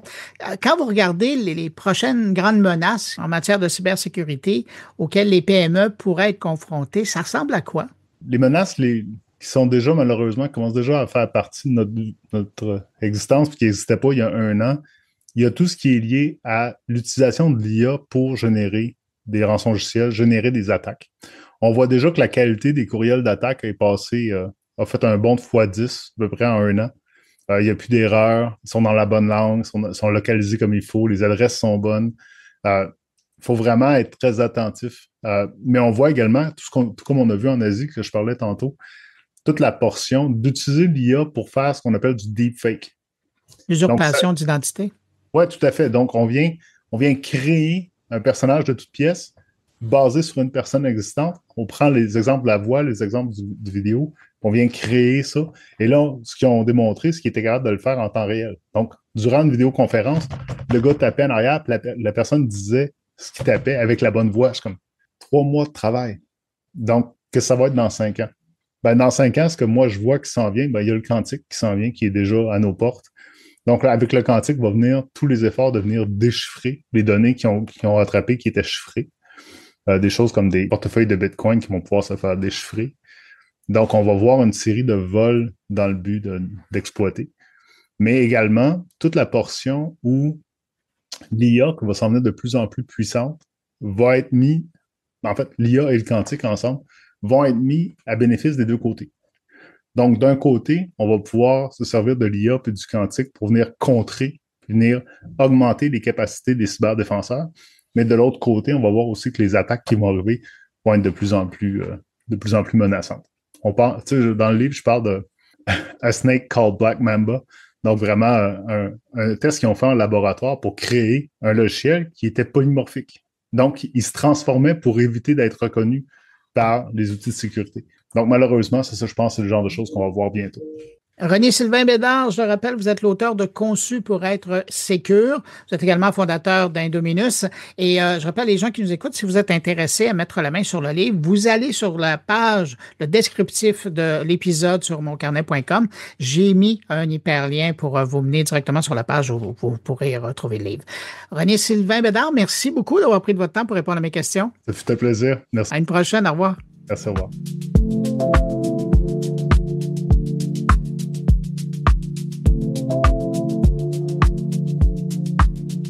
Ça fait 30 ans que je couvre le domaine de la tech et j'en ai vu des journalistes passer dans le secteur, mais il y en a un dont j'apprécie le travail depuis au moins une bonne 20aine d'années et je parle du journaliste français Pépé Garcia, Pépé pour Patrick Pierre Garcia. Un bonhomme qui couvre la tech, je veux dire un homme qui semble avoir donné sa vie à la tech pour en couvrir les moindres repères partout sur la planète pour le plus grand bonheur de ses abonnés. Si vous n'avez pas encore regardé les reportages qu'il fait, il faut absolument que vous preniez un 10 minutes dans votre journée pour aller voir au moins un, sinon plusieurs de ses plus récents reportages sur des nouveaux produits électroniques. Il va les chercher partout sur la planète et c'est vraiment fascinant. Je lui lève mon chapeau. Je le croise ici et là dans des événements sur la planète depuis longtemps, mais c'est la première fois qu'on s'est arrêté 10 minutes pour se parler. Alors voici ce que ça a donné. C'était il y a presque une semaine à Nashville. Bonjour monsieur, comment allez-vous bien? Ça va bien. Moi, j'ai une fascination pour votre travail parce que je vous regarde circuler à travers la planète, à toujours travailler, à toujours bosser, toujours essayer des choses. C'est quoi votre carburant? Le carburant, c'est le même que le vôtre, parce que si je me retrouve avec vous ici aux États-Unis, c'est que vous faites la même chose que moi, non? Moins grand nombre quand même. Peut-être, mais oui, mais moi, depuis que je suis gamin, je voulais voyager dans le monde entier. Et je me suis dit quel est le métier qui cadrerait avec ma passion de la tech. Et j'ai dit, si j'essaie de devenir journaliste tech et reporter, parce que là-bas, j'ai une formation de reporter. C'est-à-dire, je suis plus à l'aise sur le terrain avec une caméra ou un smartphone que dans un studio où je suis très heureux quand même. Mais dès que je suis sur le terrain, je suis un homme nouveau. Et quel que soit l'endroit dans le monde. Mais ça, il y a la tech et la tech. Parce que, moi, je la couvre la tech depuis 30 ans, mais quand je vous regarde aller et que vous êtes toujours à la fine pointe de l'actualité, vous rentrez dans les coulisses, vous avez toujours des primeurs sur tous les produits, sur différents continents, comment vous arrivez à tenir la cadence? Alors franchement, comme vous, la passion. Non mais attendez, vous me posez des questions sur exactement ce que vous faites exactement vous aussi. C'est-à-dire qu'on est des passionnés. J'estime qu'avoir de la chance de faire ce métier, la chance de voyager et la chance de voir des produits, des avant-premières et autres. Et on me les propose. J'ai beaucoup de chance là-dessus. C'est une question de chance. C'est la chance de vivre sa passion de la façon la plus folle possible. Donc courir le monde entier pour ramener, comme vous faites aujourd'hui à Amazon ou quand je fais des trucs aux États-Unis ou surtout en Asie, j'ai la chance d'aller chez iSense, d'aller chez des grandes marques, Sony, Technics et autres, parce que les gens peut-être quand ils me disent viens, ils savent très bien qu'il y aura de la passion derrière, parce qu'ils savent très bien que moi je suis fou et je suis passionné et je dis allez on y va, emmenez-moi et je vais vous faire un truc dessus. Mais celui qu'on retrouve à l'écran, est-ce que c'est un personnage ou c'est vraiment vous qui êtes aussi fou, aussi passionné? Le problème, c'est que malheureusement, c'est la vérité. Parce que ça effraie autour de moi. Enfin, mes amis me connaissent depuis très longtemps. Je suis la même chose à l'image que dans la vie. C'est-à-dire que je suis complètement fou. Faut arrêter de croire que c'est une image. Dans la rue, quand je rencontre des gens et je commence à leur ah là, comment ça va et tout, ils disent oh là là, mais c'est le même. Je dis ouais, mais il y a pas de personnage parce que comment tu veux. J'estime que si tu joues, tôt ou tard, les gens s'en aperçoivent. Moi, ça fait quand même 15 ans que je suis sur Internet. Si je commençais à faire un numéro, ça se saurait depuis longtemps. Non, je suis vraiment comme ça. Et c'est ce qui peut plaire ou déplaire. Et c'est ce qui peut plaire également à des gens qui veulent m'inviter à faire des reportages parce qu'ils savent que ça va être fait de façon un peu faux folle, mais qu'en même temps, il y aura le contenu. Et que c'est derrière, je suis peut-être un peu foufou, mais j'essaie d'être un peu pro, faire les montages, machin, faire vivre les gens. Moi, j'aimerais, dans ma vie, je me suis toujours dit, c'est de l'immersion. Moi, j'ai la chance de vivre un truc, je vis pas pour moi, je le vis pour les autres. Donc, je fais de l'immersion, je fais de la double cam à la captation et un truc comme ça, parce que je veux que les gens soient avec moi, fucking bordel. Je veux pas qu'ils soient isolés. Et ça, c'est fascinant. Dès le départ, dès le départ, peut-être pas il y a 15 ans, mais rapidement, vous avez décidé d'être un journalisme autonome. C'est-à-dire que vous aviez, puis j'ai vu l'évolution de vos systèmes à travers les années, mais vous arrivez à partir tout seul, au bout du monde ou en France, et avec vos outils, on a l'impression qu'il y a une équipe autour de vous, puis alors que vous êtes toujours tout seul à tout faire. Ça veut dire de la recherche, de l'enregistrement, le montage. Vous êtes une compagnie à vous-même. J'en sais rien parce que c'est vous qui jugez. Moi, je me suis dit, plutôt que de faire chier quelqu'un, autant se faire chier soi-même, parce qu'au moins j'ai personne à engueuler derrière. C'est-à-dire qu'en effet, je fais mon tournage, je fais mon scénario dans la tête, j'écris rien du tout. Il y a même pas de prompteur, il y a comme ça sort. Et puis après, je fais mon montage. Et je prends le temps de le faire, ça peut être très très long. J'ai des montages qui sont 15, 20, 25 heures sur des gros reportages ou des gros tests. Là, je suis en train de préparer le test des AirPods 4 réduction de bruit numérique. Ils sont tournés en France, Grande-Bretagne. Le même test qui paraîtra dimanche, c'est la France, la Grande-Bretagne, Memphis et Nashville. Et les phrases se coupent d'un continent à l'autre. Et moi, je dis, ça me fait rire. Mais d'abord, ça me fait marrer d'entrée de jeu. Donc, l'idée, c'est de se marrer un peu. Et les gens, ça va les faire halluciner parce que je suis au milieu de Nashville avec tous les gens qui crient à côté alors que je parle de réduction de bruit numérique. Je me suis dit, ça va être top. On peut pas faire mieux que ça. C'est le bordel. J'adore. À travers tout ce que vous couvrez comme domaine qui a un lien avec la technologie, j'arrive pas à savoir s'il y a un domaine qui vous passionne plus qu'un autre. Parce que vous êtes dans l'audio, vous êtes dans la vidéo, vous êtes dans la hi-fi, vous êtes dans, je dirais pas le bas de gamme, mais des trucs qui sont plus accessibles. On vous voit partout, vous le faites très bien. J'imagine qu'il y a un domaine où vous vous faites plus plaisir qu'un autre quand vient le temps d'en parler.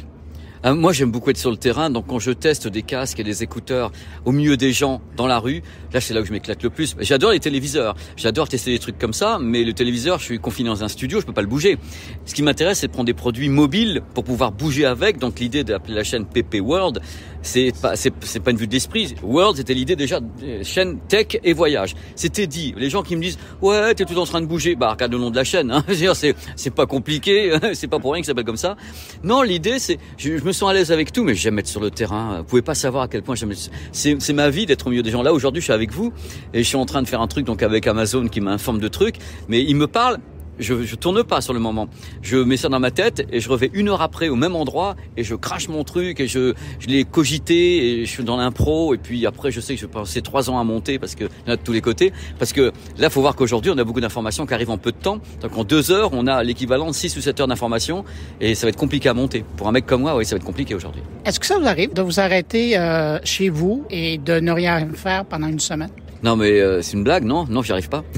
Ah non, j'y arrive pas, qu'on soit clair. Ça c'est un truc, même mes potes le savent. Moi, je suis toujours en mouvement. Je suis comme ça. Je suis né pour PP World. Pour tant que j'ai la chance de travailler, tant que j'ai la chance qu'on m'envoie faire des reportages, tant que j'ai la chance de tester des produits, d'essayer de faire en sorte que les gens soient vraiment avec moi et pas quelqu'un qui est derrière la caméra mais qui donne pas l'impression qu'ils sont avec moi. Moi, l'idée, je veux que les gens soient avec moi, qu'ils aient pas l'impression d'être exclus. Même si je fais un truc, je fais une bafouille, je fais un truc, je dis pas le bon truc. Oh bah c'est rien du tout, je recommence. Je suis pas en train de me dire ça doit être parfait. Je suis comme si c'était des potes au bout de la table et je bouffe avec eux. Et je leur explique le matos, les comparatifs, les technologies. Il y a que l'informatique que je fais pas parce que j'ai pas été formé dessus et la photo je la fais pas trop parce que j'ai pas été formé. Mais l'informatique, c'est vrai que j'ai pas été formé là-dessus. Mais tout le reste, ouais, j'ai été formé. L'IA, la robotique, les systèmes web cinéma, le 4K, les salles de ciné. Moi, j'ai fait l'école de cinéma, donc ouais, j'étais formé là-dessus. Donc ça m'amuse. Mais à travers cette légèreté dans le propos puis dans la présentation, il y a quand même une grosse rigueur journalistique et c'est ça qui est intéressant avec vous. Je sais pas, c'est vous qui dites ça. Moi, j'essaie de faire au mieux.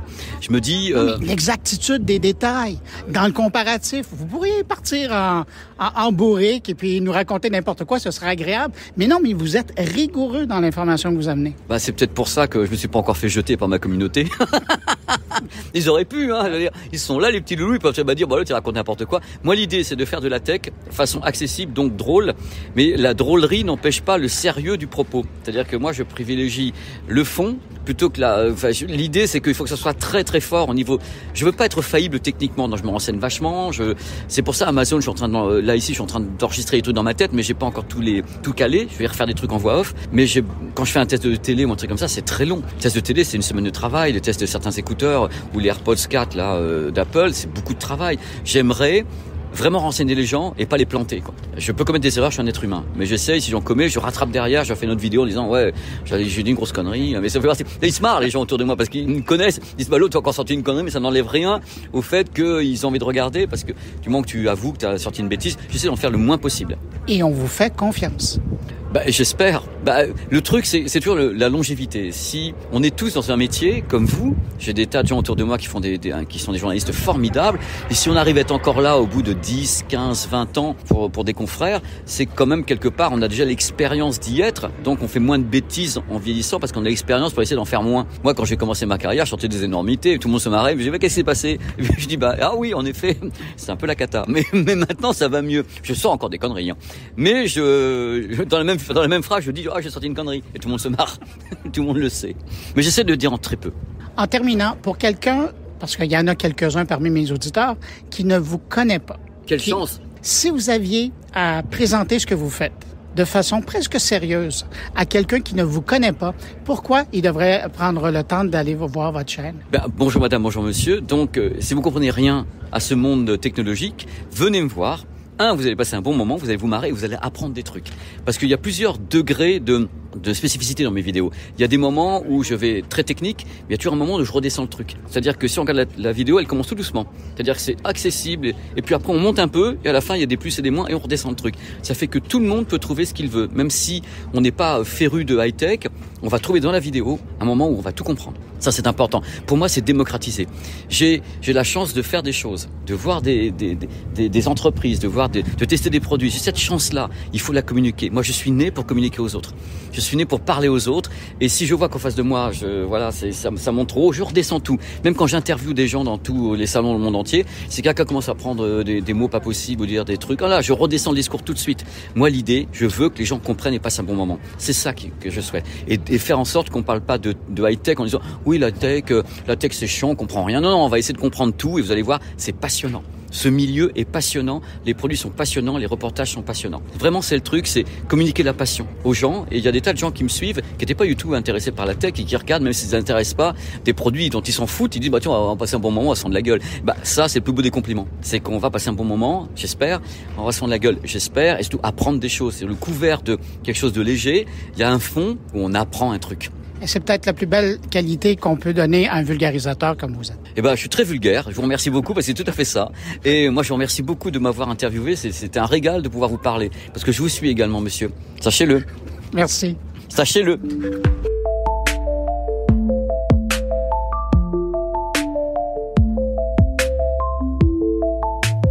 C'est maintenant le temps de mes collaborateurs. Catherine Dupont-Gagnon est de passage cette semaine pour nous mettre en garde contre les risques de sécurité liés à l'usage de l'intelligence artificielle. Elle nous rappelle que la prudence est essentielle. Le mois d'octobre est consacré à la sensibilisation à la cybersécurité. Un moment clé pour nous rappeler l'importance d'utiliser des mots de passe solides et d'activer l'authentification multifactorielle. Mais au-delà de ces conseils pratiques, il est crucial, selon moi, d'aborder les risques associés à l'intelligence artificielle au travail. Un sujet d'actualité qui mérite définitivement notre attention. En effet, alors que de plus en plus d'entreprises adoptent ces technologies, la compréhension de leurs enjeux devient essentielle pour protéger nos données. Une étude récente de la National Cybersecurity Alliance révèle un manque préoccupant de sensibilisation parmi les employés concernant les dangers de l'IA. Par exemple, 55% des personnes qui utilisent l'IA dans leur travail n'ont pas reçu de formation sur ces risques. En parallèle, 65% s'inquiètent des cybercrimes liés à l'intelligence artificielle.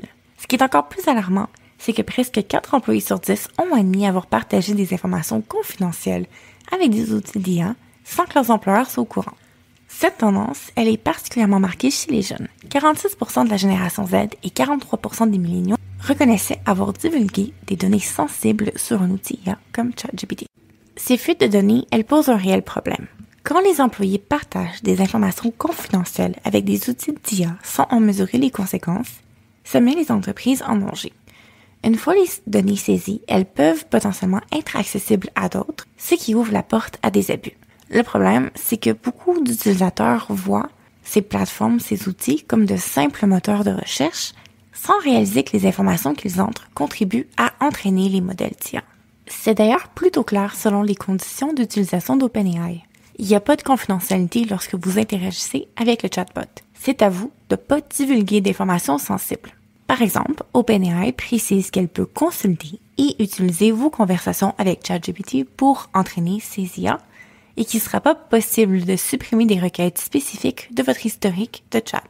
Ça signifie que si vous divulguez des informations sensibles sur vous ou sur votre entreprise à ChatGPT, d'autres personnes pourraient potentiellement interroger le chatbot à ce sujet et donc accéder à ces informations-là. Il y a d'ailleurs déjà eu quelques cas d'entreprises dont les données sensibles se sont retrouvées accessibles via ChatGPT par tous, y compris la compétition. On le sait, l'utilisation croissante de l'IA dans les entreprises peut sembler prometteuse d'un premier coup d'œil. Peu sont ceux d'entre nous qui sont à l'abri du hype entourant l'IA. Oui, ça offre des possibilités d'automatisation, d'analyse de données et de prise de décision ou de rédaction plus rapide, mais sans une compréhension adéquate des risques et enjeux associés, cette augmentation de productivité peut se transformer rapidement en incident cauchemardesque. C'est donc essentiel d'investir dans la formation sur les risques liés à l'IA. Les travailleurs doivent comprendre que chaque interaction avec ces outils peut avoir des répercussions sur la sécurité des données. Par contre, la sensibilisation toute seule, c'est pas suffisant sans de surveillance, de contrôle ou de politique adéquate. C'est aussi un bon rappel d'être prudent lorsqu'on utilise cette technologie pour notre usage personnel aussi. Je le redis, notre vie privée n'est pas garantie sur ces plateformes. Si vous utilisez ChatGPT comme plusieurs le font comme thérapeute, par exemple, il est crucial de se souvenir que tout ce que vous partagez pourrait être accessible d'une manière ou d'une autre. Les informations sensibles divulguées, même dans un contexte informel, peuvent être enregistrées et utilisées pour améliorer les modèles d'IA. Soyez donc conscient des informations que vous choisissez de partager et envisagez des alternatives si vous devez discuter de sujets particulièrement sensibles ou privés. La prudence est de mise, même dans le cadre personnel, pour protéger votre sécurité et votre vie privée.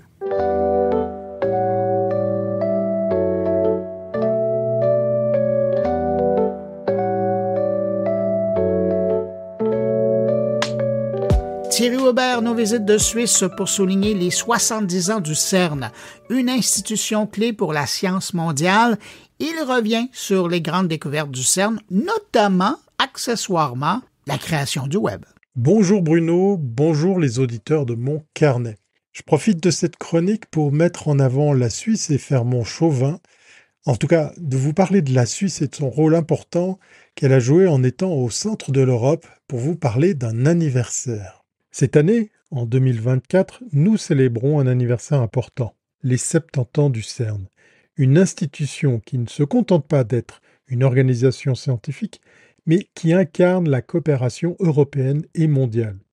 Créé le 29 septembre 1954, le CERN a permis à des nations, souvent en conflit, de s'unir autour de la science.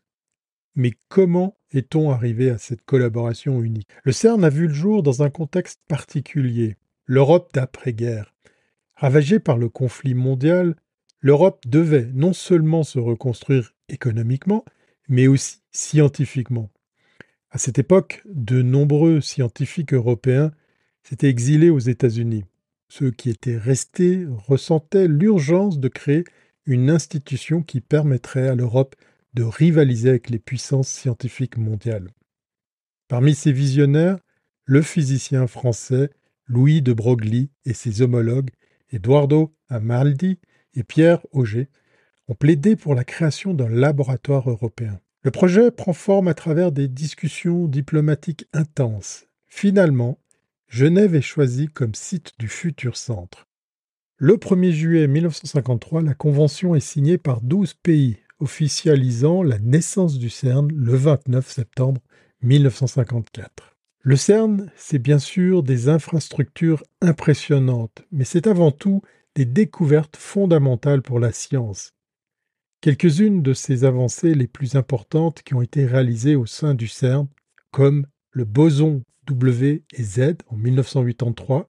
Et oui, en 1983, le CERN confirme l'existence des bosons W et Z, particules essentielles pour comprendre l'interaction faible, une des forces fondamentales de l'univers. Cette découverte valut le prix Nobel à Carlo Rubbia et Simon van der Meer. Les bosons W et Z jouent un rôle clé dans la validation du modèle standard de la physique des particules, constituant un pas décisif pour la compréhension de l'univers à l'échelle subatomique. Puis, en 2012, le CERN frappe encore plus fort avec la découverte du boson de Higgs, mettant en lumière l'un des éléments clés du modèle standard de la physique des particules. Le grand collisionneur de hadrons, LHC, le plus grand accélérateur de particules du monde, est l'outil qui a permis cette avancée monumentale. Le boson de Higgs confère aux autres particules leur masse, ce qui constitue l'une des pierres angulaires de la physique moderne. Un autre jalon majeur du CERN est la production d'antihydrogène en 1995. Ce fut la première fois que des scientifiques parviennent à produire des atomes d'antimatière, ouvrant la voie à des études profondes sur la symétrie entre matière et antimatière, un domaine crucial pour comprendre l'origine de l'univers.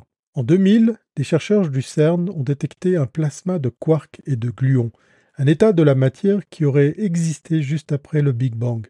Cela permet d'explorer les premières phases de l'univers et de mieux comprendre ses débuts tumultueux.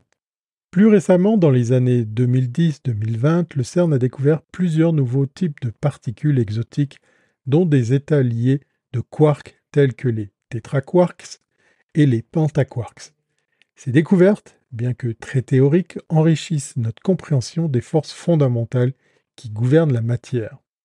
Le CERN n'est pas uniquement tourné vers la physique des particules, son influence s'étend au-delà du monde de la recherche fondamentale, avec des applications pratiques qui ont un impact direct sur la société. Le World Wide Web, peu de gens savent que le World Wide Web est né au CERN en 1989. Tim Berners-Lee, un ingénieur informatique travaillant au CERN, a conçu le premier système de partage d'informations en ligne, destiné à simplifier l'échange de données entre les scientifiques.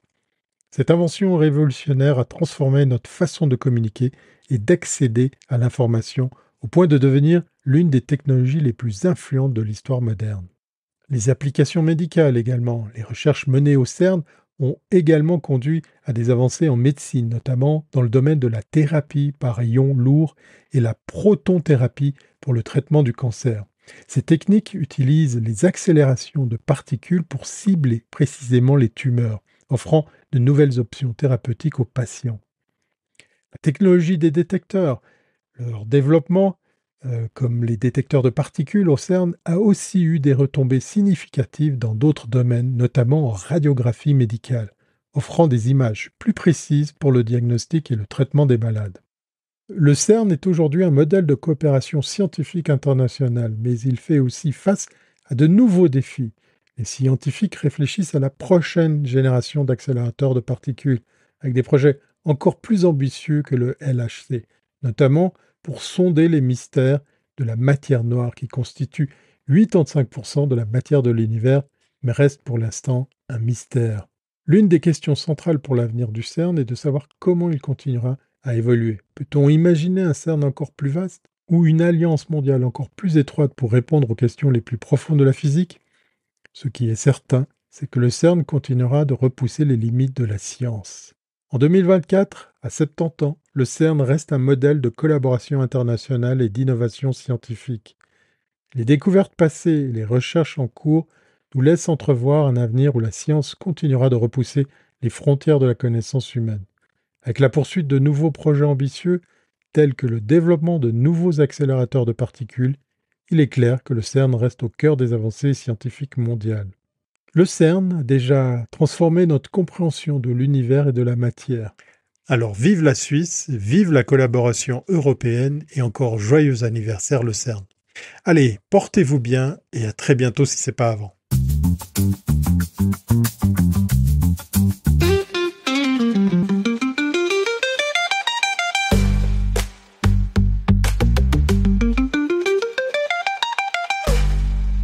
Récemment, Stéphane Ricoul a assisté à un panel sur l'utilisation de l'intelligence artificielle dans le milieu du travail. Et il a décidé cette semaine de nous proposer sa réflexion sur comment l'IA pourrait impacter la productivité et pourrait transformer les métiers, y compris le sien.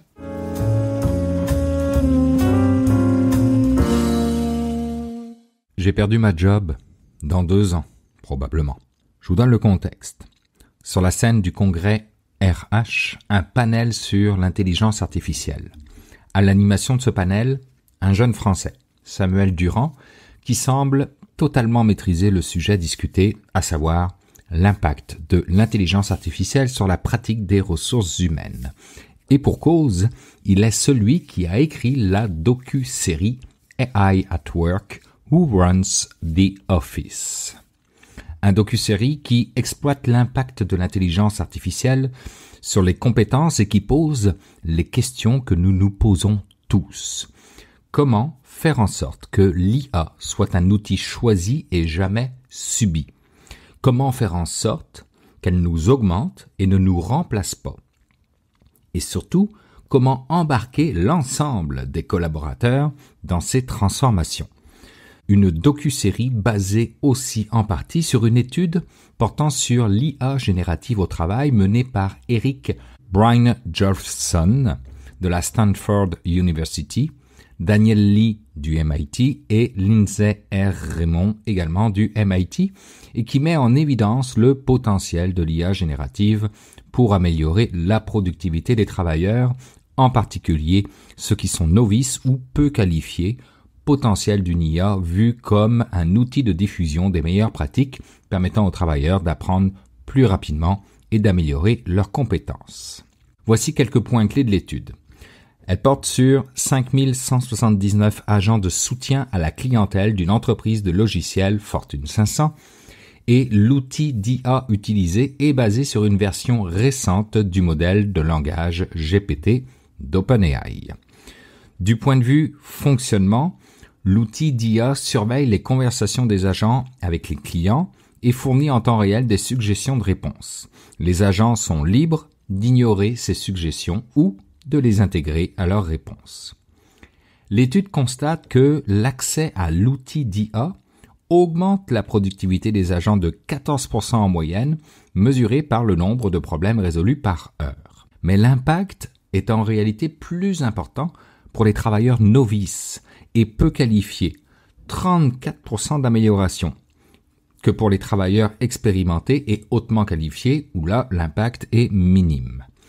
L'étude suggère donc que l'IA permet de diffuser les meilleures pratiques des travailleurs les plus performants aux autres, aidant ainsi les nouveaux travailleurs à progresser plus rapidement.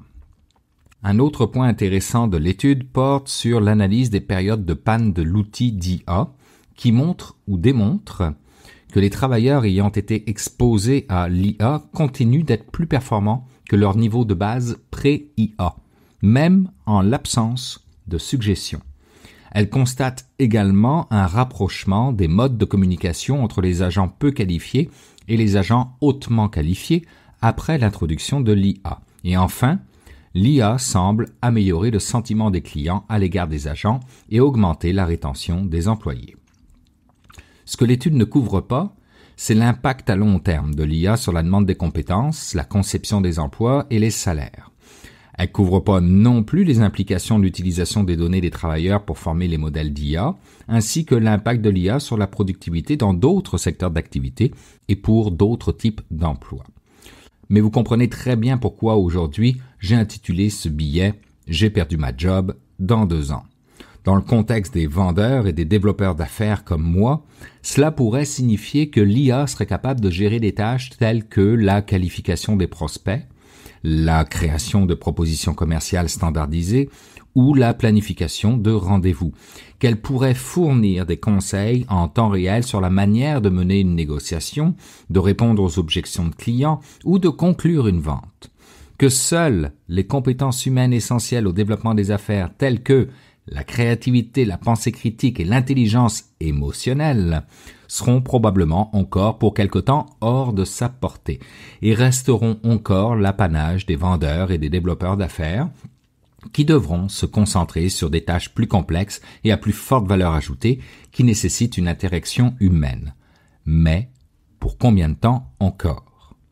Un autre texte paru dans Business Insider que mon collègue Éric Vaillancourt portait à ma connaissance faisait état d'une expérimentation effectuée par des chercheurs de l'Université de Cambridge qui plaçait l'IA dans le rôle de CEO et qui démontrait des résultats prometteurs, sauf face à l'imprévisible, où là, l'IA trébuchait, tendant à démontrer que lorsqu'un événement de type signe noir survient, comme une pandémie ou une crise économique, l'IA manque de l'adaptabilité et de la rapidité dont font preuve les dirigeants humains.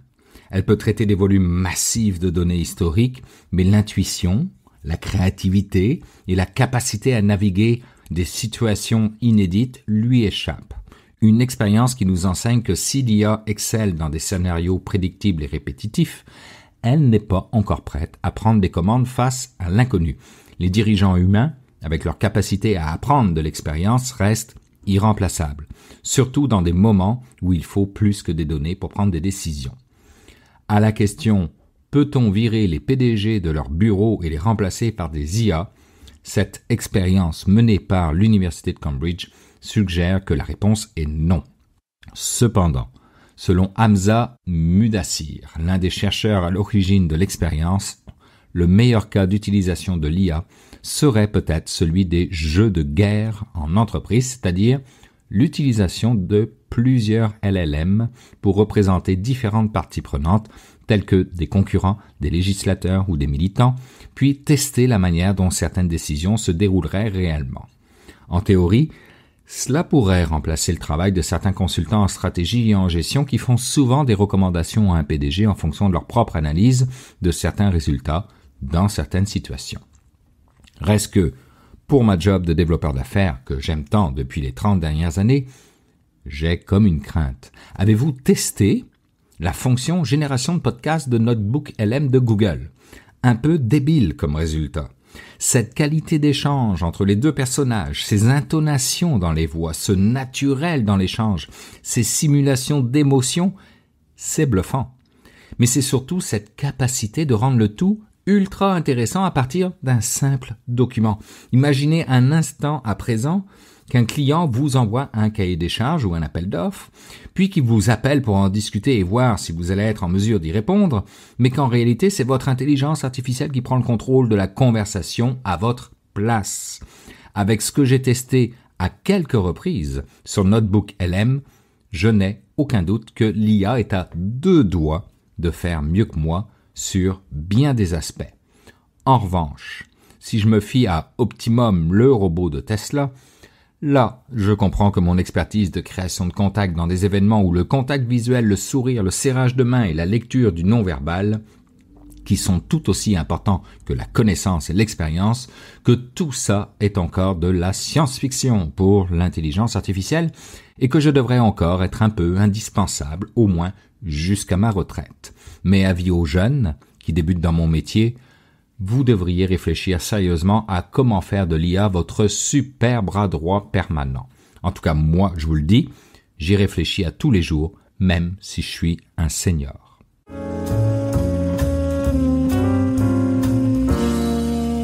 Alors, comme à l'habitude, c'est le temps d'aller rejoindre mon ami Jean-François Poulain pour parler UX. Bonjour Jean-François. Bonjour Bruno. En cette semaine, Jean-François, tu nous partages une entrevue faite lors de l'événement MTL Connect. Alors oui, effectivement, mon entrevue fait suite à mon passage à MTL Connect et j'y ai rencontré des représentants de l'agence Phosphore qui m'ont montré un produit que on a déjà vu ailleurs, c'est ces fameux espèces de vitrines interactives où on peut voir une personne on a l'impression que c'est quasiment en direct. On se tient devant et l'autre personne est dans une autre ville ou une autre partie du pays et on peut interagir avec cette personne-là en direct. C'est intéressant, ça donne un feeling qui donne une impression de direct.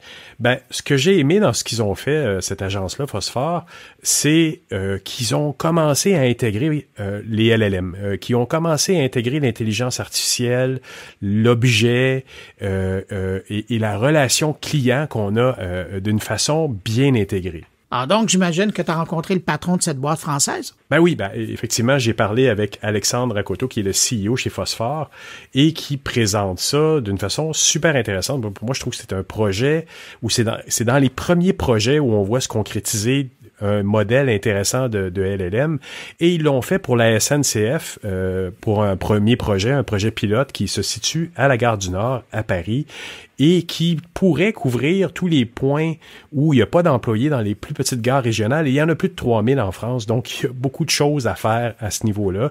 Puis on peut imaginer les applications que ça peut représenter dans d'autres domaines parallèles à ça ou au niveau du service à la clientèle. Ben merci Jean-François, tu viens de mettre la table.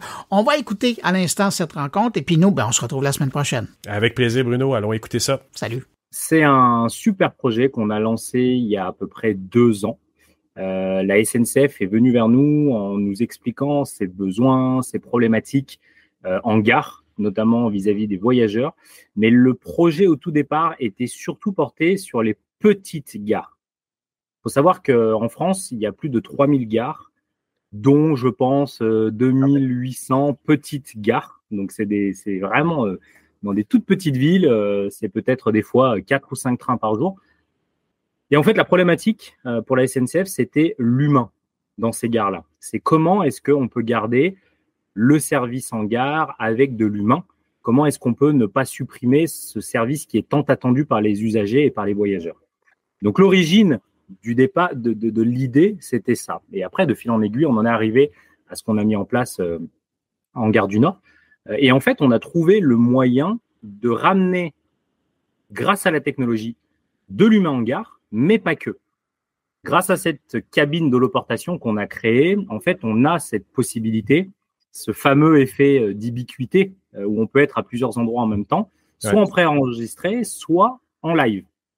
Ça, c'est une vraie particularité sur cette technologie-là. C'est-à-dire qu'on peut apparaître en hologramme. Tu es à Montréal, tu es au Canada, tu peux être en live à Paris dans cette cabine-là. Et donc, du coup, de cet usage-là, on s'est dit, OK, on peut le porter dans différentes industries, sur différents marchés. Et le projet SNCF est né de là.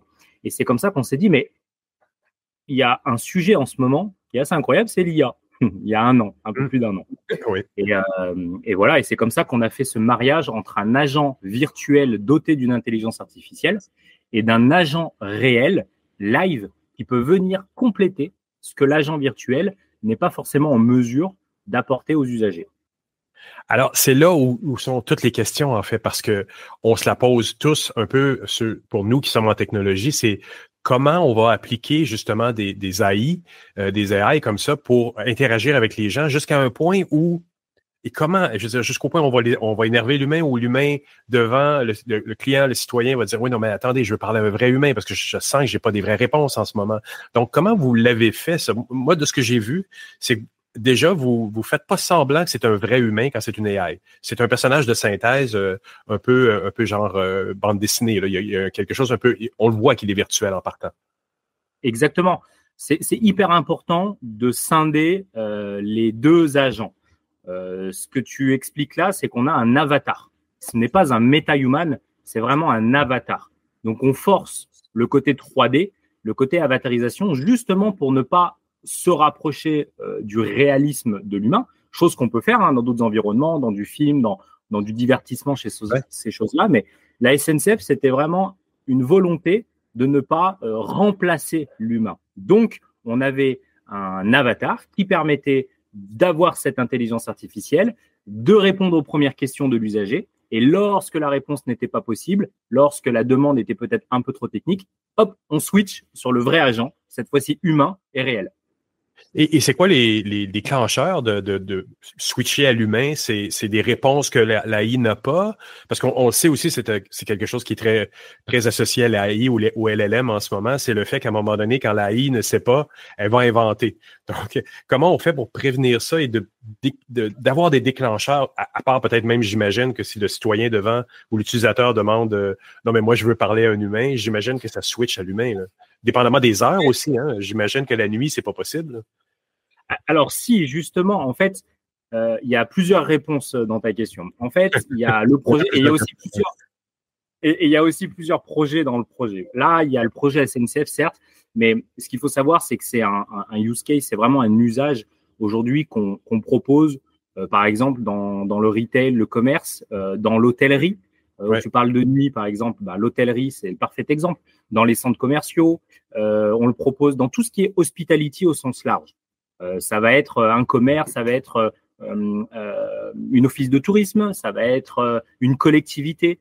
En fait, partout où il y a de l'humain, de la banque, de l'assurance, aujourd'hui, partout où l'humain est sollicité pour cette première phase d'accueil avec sensiblement toujours les mêmes questions qui reviennent des visiteurs, etc., on peut parer avec de l'agent virtuel ou du MetaHuman, peu importe, avec de l'intelligence artificielle. On va être précis, on va être disponible, on va être toujours content, on va être toujours souriant et on va toujours avoir la bonne information. Ensuite, je ne parle pas forcément du projet SNCF, mais sur d'autres projets. Comment est-ce qu'on bascule de l'agent réel à l'agent virtuel ? En fait, il va y avoir plusieurs solutions. Soit, premièrement, on va détecter dans l'expérience, dans le parcours utilisateur, qu'au bout de 2 ou 3 questions, l'utilisateur n'a pas la réponse. On peut aussi mettre des algorithmes ou des sensors par rapport au timbre de voix, par rapport dans certains pays, on peut avoir la reconnaissance faciale, les émotions. Est-ce qu'il est content, pas content ? Donc ça va dépendre de plein de choses. Le client, le marché, la réglementation. Donc ça, c'est un premier cas qui va permettre de détecter assez rapidement d'un point de vue technique si l'utilisateur a une réponse. Sinon, hop, on bascule quasiment instantanément sur de l'agent réel. Wow.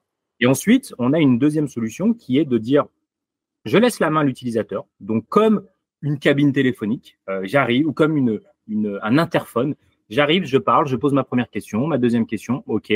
Si la troisième, je n'ai pas la possibilité, j'ai toujours le petit bouton qui me permet, comme sur un site web, un petit chatbot, assistance, je clique dessus, ça sonne à quelque part, et là, on a une personne qui est disponible.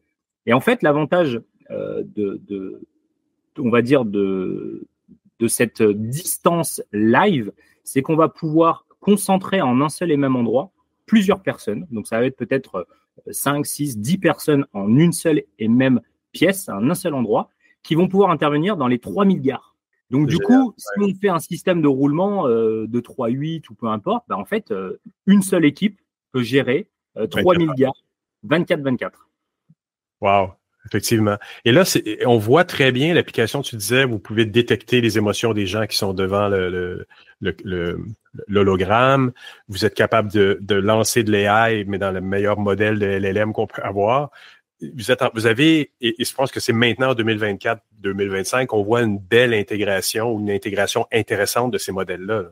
Exactement. Ouais. C'est un début. Là. On est aux prémices, on va dire, de cet usage. Nous, on a Phosphore, on a une vraie particularité aujourd'hui, c'est le côté techno, vraiment le côté hardware technologique.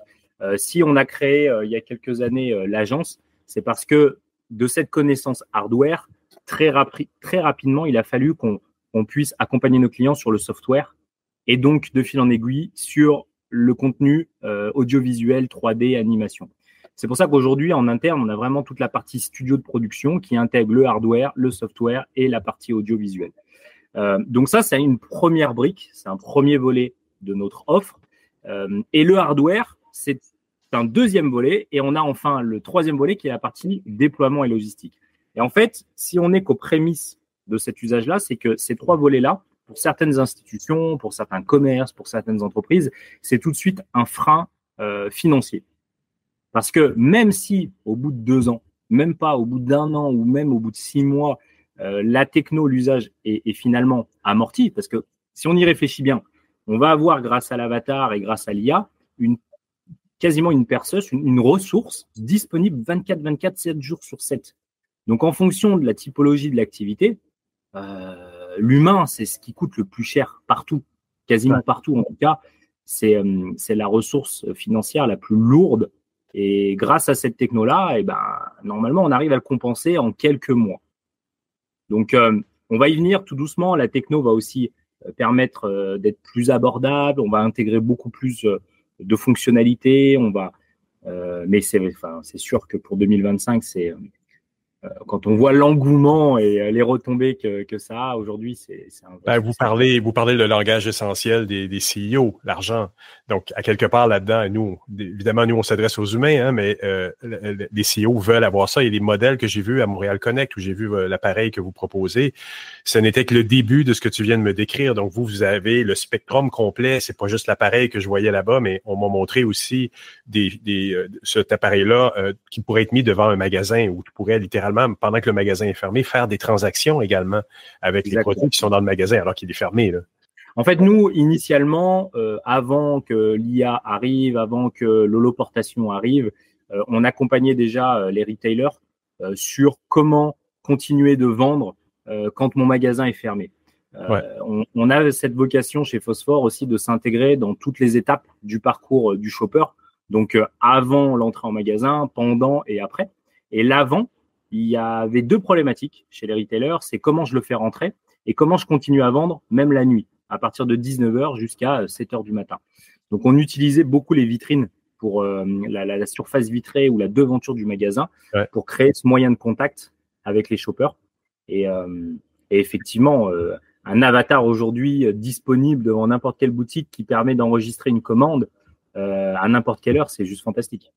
Et qui est impressionnant aussi parce que dans la démo que j'ai vue, il y a un code QR sur chacun des produits qui sont présentés en holo-projection, j'aime bien le mot, et qui leur permet aussi de contrôler la vue 3D qu'ils ont devant eux. Donc, ils peuvent faire tournoyer le produit en question, que ce soit des sacoches, des souliers ou autres. Ils peuvent donc jouer avec la perspective aussi qu'ils voient du produit. On est littéralement à l'intérieur du produit. On peut imaginer des applications industrielles assez intéressantes aussi avec un produit comme ça, là.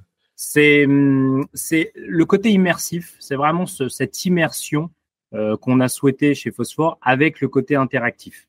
L'interactivité, très rapidement, quand on s'est lancé, on s'est rendu compte que c'était ultra nécessaire c'était la priorité sur chacune des expériences. Parce que rentrer en interaction avec un produit, un message, un dispositif, c'est tout de suite créer ce côté mémorisation et donc ce côté engagement. Donc, effectivement, sortie du Covid, les façons de consommer, de se déplacer, d'échanger, de toucher, tout ça a complètement changé.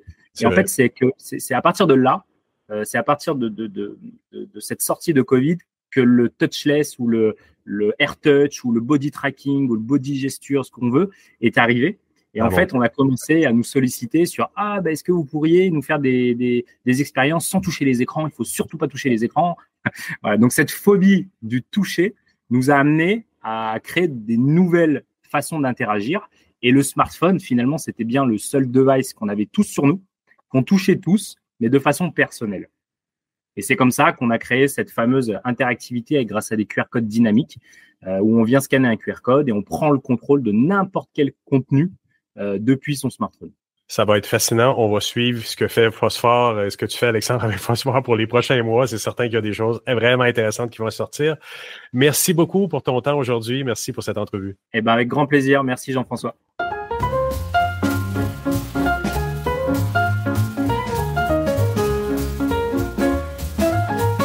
Eh bien voilà, c'est ainsi que se termine cette édition de Mon Carnet. Un gros merci à nos invités. Merci à mes collègues Jérôme Colombin, Catherine Dupont-Gagnon, Thierry Weber, Stéphane Ricoul et Jean-François Poulain pour leur présence cette semaine. Et puis merci à vous aussi qui avez écouté cette édition jusqu'à la toute fin.